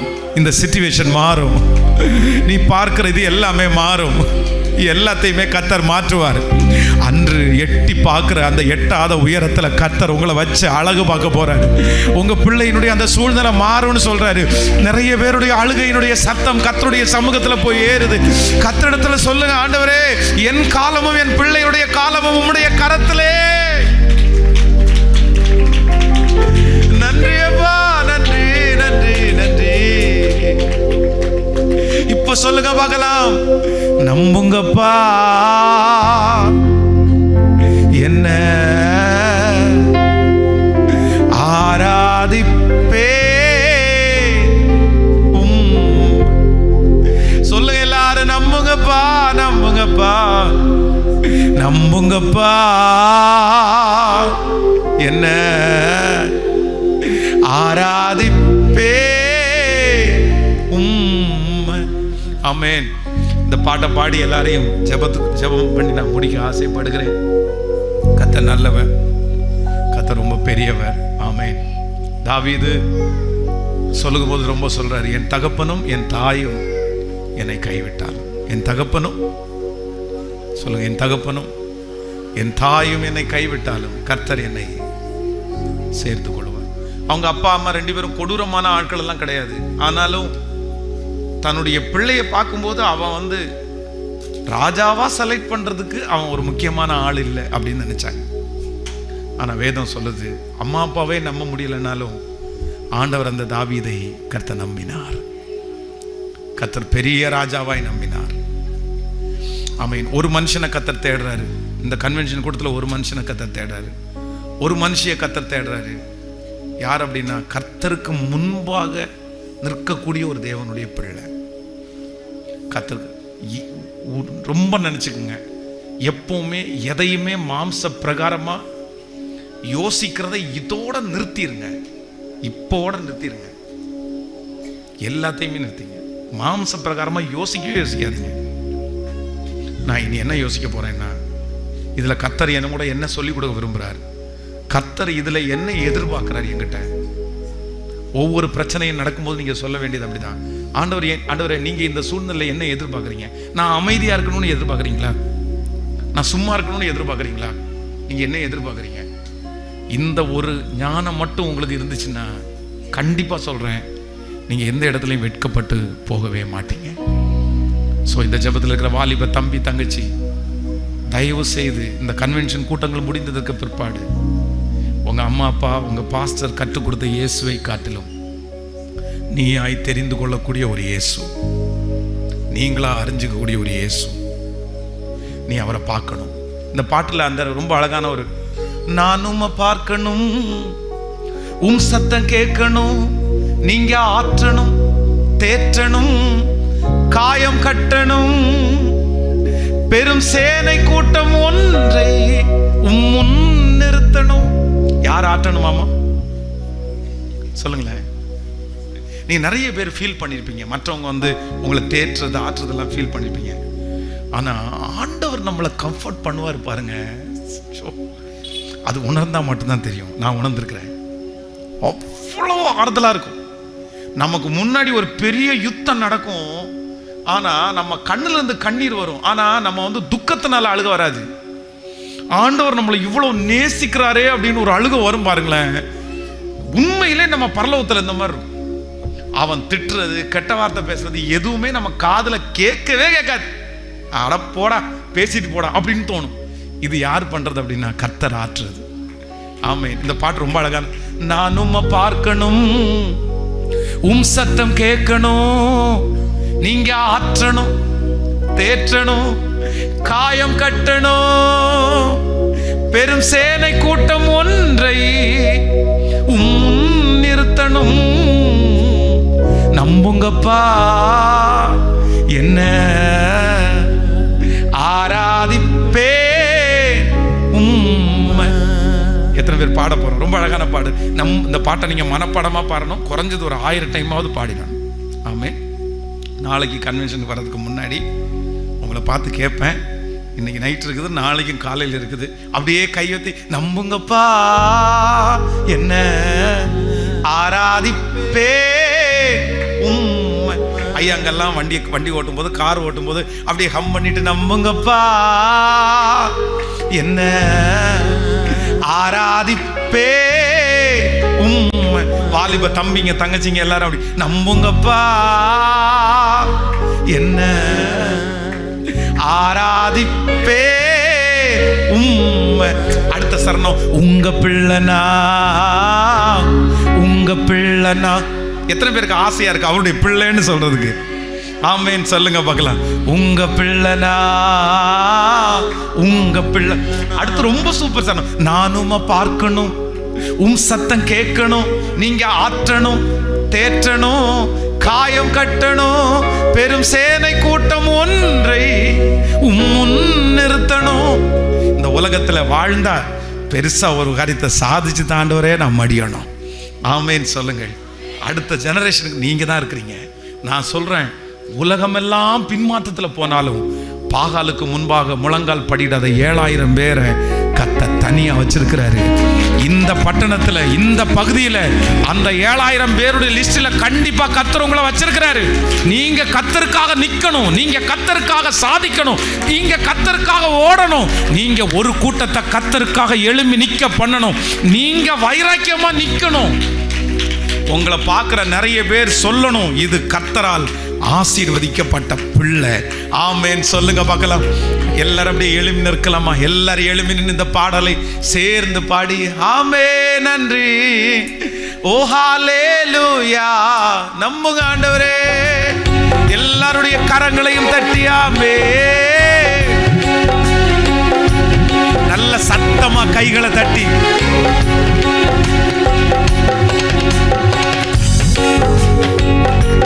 காலம் கனவாய் நினைவாய் போனதே, நாட்களும் நிழலாய் நிஜமாய் போனதே. காலம் கனவாய் நினைவாய் போனதே, நாட்களும் நிழலாய் நிஜமாய் போனதே. நீர் கொஞ்சம் நினைத்தால் நானும் வாழ்ந்து காட்டுவேன். நீர் கொஞ்சம் நினைத்தால் நானும் வாழ்ந்து காட்டுவேன். என்னை மறந்தால் புகலிடம் எங்கு தேடுவேன். என்னை மறந்தால் புகலிடம் எங்கு தேடுவேன். இப்ப கைய மேல தட்டி உங்க பிள்ளைனா, உங்க பிள்ளைனா சத்தமா பாடுங்க பார்க்கலாம். எல்லாரும் சத்தமா உங்க பிள்ளை.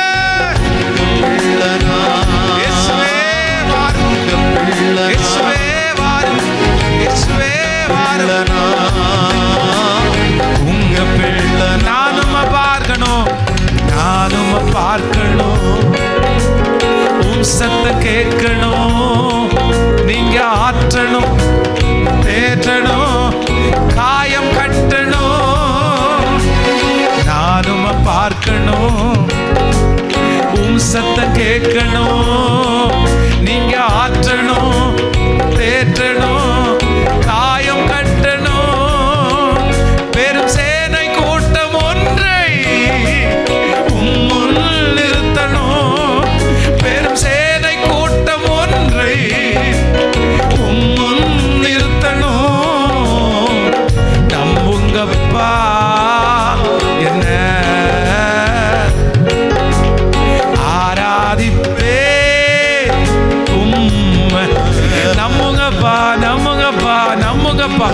ஜெபிக்கிறவங்க ஜெபி, இயேசுவேன்னு கூப்பிடுறவங்க இயேசுவேன்னு கூப்பிடு.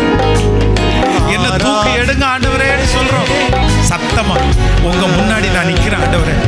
முந்தினவைகளை நினைக்க வேண்டாம், பூர்வமானவைகளை சிந்திக்க வேண்டாம். இதோ நான் உனக்கு ஒரு புதிய காரியத்தை செய்வேன். அது வனாந்திரத்திலே வழி, அவாந்திர வழியிலே நான் ஆறுகளை உண்டு பண்ணுவேன். இல்ல உன்னை நான் தூக்கி எடுப்பேன். நீ எவ்வளவு தூரத்துல போனாலும் அங்க நான் தேடி வருவேன். நீ நினைக்கிற முடிஞ்சிட்டேன், இதுக்கு மேல என்ன யாரும் தூக்க முடியாதுன்னு நீ நினைக்கிற. ஆனா கர்த்தராகிய ஆண்டவர் சொல்கிறார், இல்ல, நான் கைவிடப்படுகிற மனுஷன் இல்லை. அந்த இடத்துல வந்து நான் மறுபடியும் உன்னை தூக்கி கொண்டு வருவேன். நான் திரும்ப உன்னை எடுத்துட்டு வருவேன். அந்த விளிம்பில நிற்கிற உங்களை, விளிம்பில நிற்கிற நிறைய பேரை கைகளை பிடிச்சு கர்த்தர் ஸ்தோத்திரம் ஸ்தோத்திரம் ஸ்தோத்திரம் ஆமென் நன்றி அப்பா, நன்றி நன்றி அப்பா, நன்றி நன்றி நன்றி அப்பா, நன்றி நன்றி நன்றி ஆண்டவரே. உம்முடைய பிள்ளைகள் எல்லாரையும் ஆசீர்வதிக்கிறேன். இந்த சத்தத்தை கேட்டுக்கொண்டிருக்கிற பிள்ளைகளை ஆசீர்வதிக்கிறேன். ஆன்லைன்ல சத்தத்தை கேட்டுக்கொண்டிருக்கிற பிள்ளைகளை ஆசீர்வதிக்கிறேன். இப்போ நடக்கிறத நீ நினைக்காத, நான் உனக்கு ஒரு புதிய காரியத்தை செய்வேன். உங்க வருகை தாமதிக்கும்னா அடுத்த வருஷம் இதே போல கன்வென்ஷன் கூட்டத்தில் என் பிள்ளை வரும்போது, போன வருஷம் நான் நிலைமை வந்த நிலைமையே வேற, போன வருஷம் நான் கடந்து போன சூழ்நிலை வேற. ஆனா கர்த்தர் அதை எல்லாவற்றையும் மாற்றி ஒரே வருஷத்துல காரியத்தை திசை திருப்பி என்ன ரொம்ப ஆச்சரியமா வச்சிருக்கிறாருன்னு இப்போ கரங்களை தட்டி கொண்டிருக்கிற ஒவ்வொரு பிள்ளைகளும் சாட்சி சொல்ல போகிறதற்காய், உம்முடைய பிள்ளைகளை சாட்சி சொல்ல வைக்கிறதற்காய் நீ இப்பொழுது இருக்கிறதை பார்க்கலும் 1000 மடங்கு அதிகமாகும்படி உன் பிதாக்களின் தேவனாகிய கர்த்தர் உனக்கு சொல்லியபடியே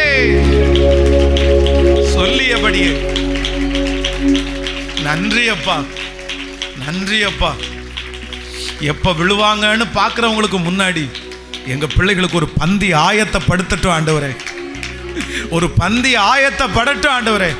ஈசாக்க பகைச்சவங்க, வெறுத்தவங்க, ஒதுக்குனவங்க கர்த்தர் உன் கூட இருக்கிறார் என்கிறதை கண்டோம் என்று சொன்னது போல எங்க பிள்ளைகளுடைய வீட்டில் ஒரு நல்ல நிகழ்ச்சி நடக்கணும், சந்தோஷ நிகழ்ச்சி நடக்கணும். அன்னைக்கு சுற்றி இருக்கிறவங்க அத்தனை பேரும் வந்து கர்த்தர் உன் கூட இருக்கிறார்னு அவங்கள பகைச்ச அம்மா அப்பா, அவங்கள பகைச்ச சொந்தங்களே அதை பார்க்க போகிறதற்காக நன்றி அப்பா. இங்க இந்த சத்தத்தை கேட்கிற நிறைய வாலிப தம்பிங்களை நீர் ஊழியத்துக்கு பயன்படுத்த போகிறதற்காக நன்றி.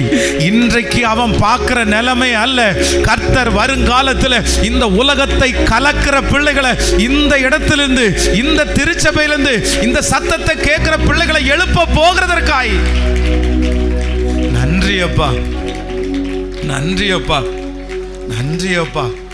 நாங்க ஒவ்வொருத்தரும் உங்க முன்னாடி வந்து நிக்கணும் ஆண்டவரே, உங்க முன்னாடி வந்து நிக்கணும் ஆண்டவரே.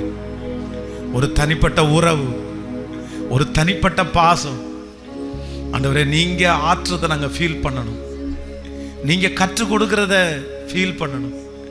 எங்களை விட்டு போகாதீங்க ஆண்டவரே. எங்களுக்கு ஒண்ணு மட்டும் கொடுத்துருங்க ஆண்டவரே, நீங்க மட்டும் எங்களை விட்டு போகாதீங்க ஆண்டவரே, நீங்க மட்டும் எங்களை விட்டு போகாதீங்க ஆண்டவரே, நீங்க மட்டும் எங்களை விட்டு போகாதீங்க ஆண்டவரே. கையை உயர்த்தி சொல்லிட்டே இருங்க. நான் ஜெபம் பண்ணும்போது நீங்க சொல்லிட்டே இருங்க, நீங்க மட்டும் எங்களை விட்டு போயிடாது. சொல்லுங்க, நீங்க எனக்கு வேணும் ஆண்டவரே, உங்களை எனக்கு ரொம்ப பிடிக்கும் ஆண்டவரே, உங்களை எனக்கு வாலிப தம்பிங்க தங்கச்சிங்க சொல்லுங்க பார்க்கலாம் ஆண்டவரே, நீங்க எனக்கு ரொம்ப வேணும் ஆண்டவரே, நீங்க எனக்கு பிடிக்கும் ஆண்டவரே, உங்களை நான் ரொம்ப விரும்புகிறேன் ஆண்டவரே, உங்களை ரொம்ப நேசிக்கிறேன் ஆண்டவரே. சொல்லுங்க, ஒவ்வொருத்தரும் சொல்லுங்க, ஆண்டவரே எனக்கு வேணும் ஆண்டவரே, நீங்க என் கூட இருக்கிறதா ஆண்டவரே என் பெல்லன், நீங்க என் கூட இருக்கிறத அடிக்கடி நிரூபிச்சுட்டே இருங்க ஆண்டவரே, நீங்க என் கூட இருக்கிற அந்த ஃபீல் என் கூட எப்போ இருந்துட்டே இருந்தா போதும் ஆண்டவரே. எனக்கு தெரியும் பதவி, உயர்வு, பெருமை இதெல்லாம் வேஸ்ட் ஆண்டவரே, அதெல்லாம் ஒன்றும் இல்லை ஆண்டவரே, அதெல்லாம் ஒன்றும் இல்லை ஆண்டவரே. ஆனால் நீங்க இருக்கிற அந்த உணர்வு மட்டும் எனக்குள்ள எப்பொழுதுமே இருக்கட்டும்பா.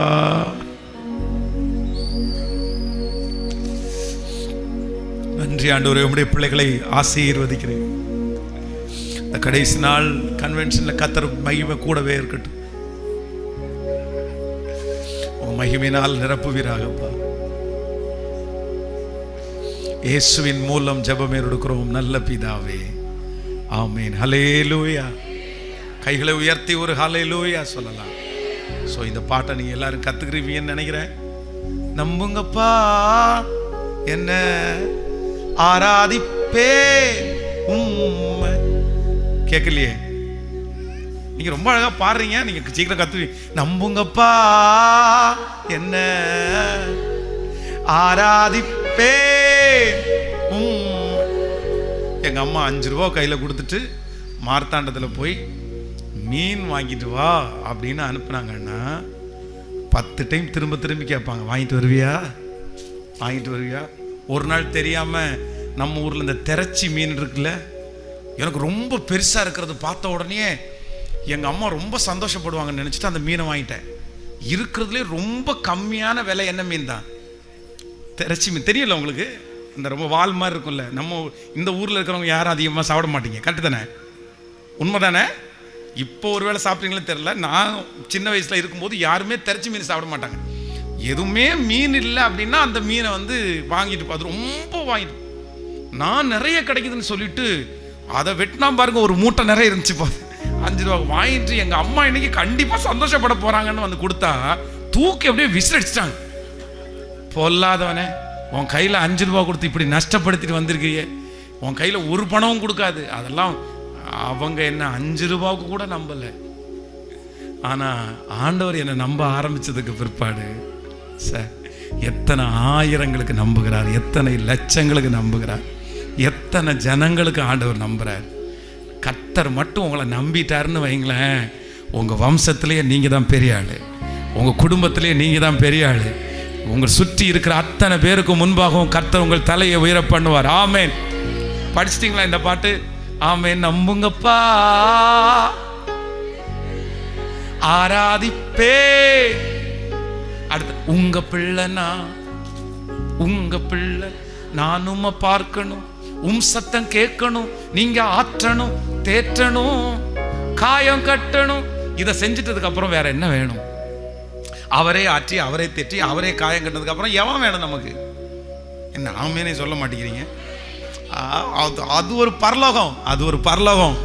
எவன் காரி துப்புனா கூட நமக்கு ஒன்றும் பெரிய விஷயமா தெரியாது. அட போடா, என் கூட யார் இருக்கானா?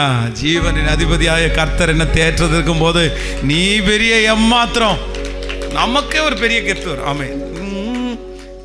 நான் உம்மை பார்க்கணும், சத்தம் கேட்கணும், நீங்க ஆற்றணும், தேற்றணும், காயம் கட்டணும். இந்த உலகத்துல சாகிறதுக்கு முன்னாடி ஒரு சேனை கூட்டம் ஒன்றை முன் நிறுத்தணும். போறதுக்கு முன்னாடி யாரையாவது 10 பேரையாவது கர்த்தருக்குள்ள பிடிச்சு கொடுத்துட்டு தான் போகணும். என் வாழ்க்கையாவது 10 பேருக்கு சாட்சியா மாறணும். ஆமேன் சொல்லுங்க பார்க்கலாம்.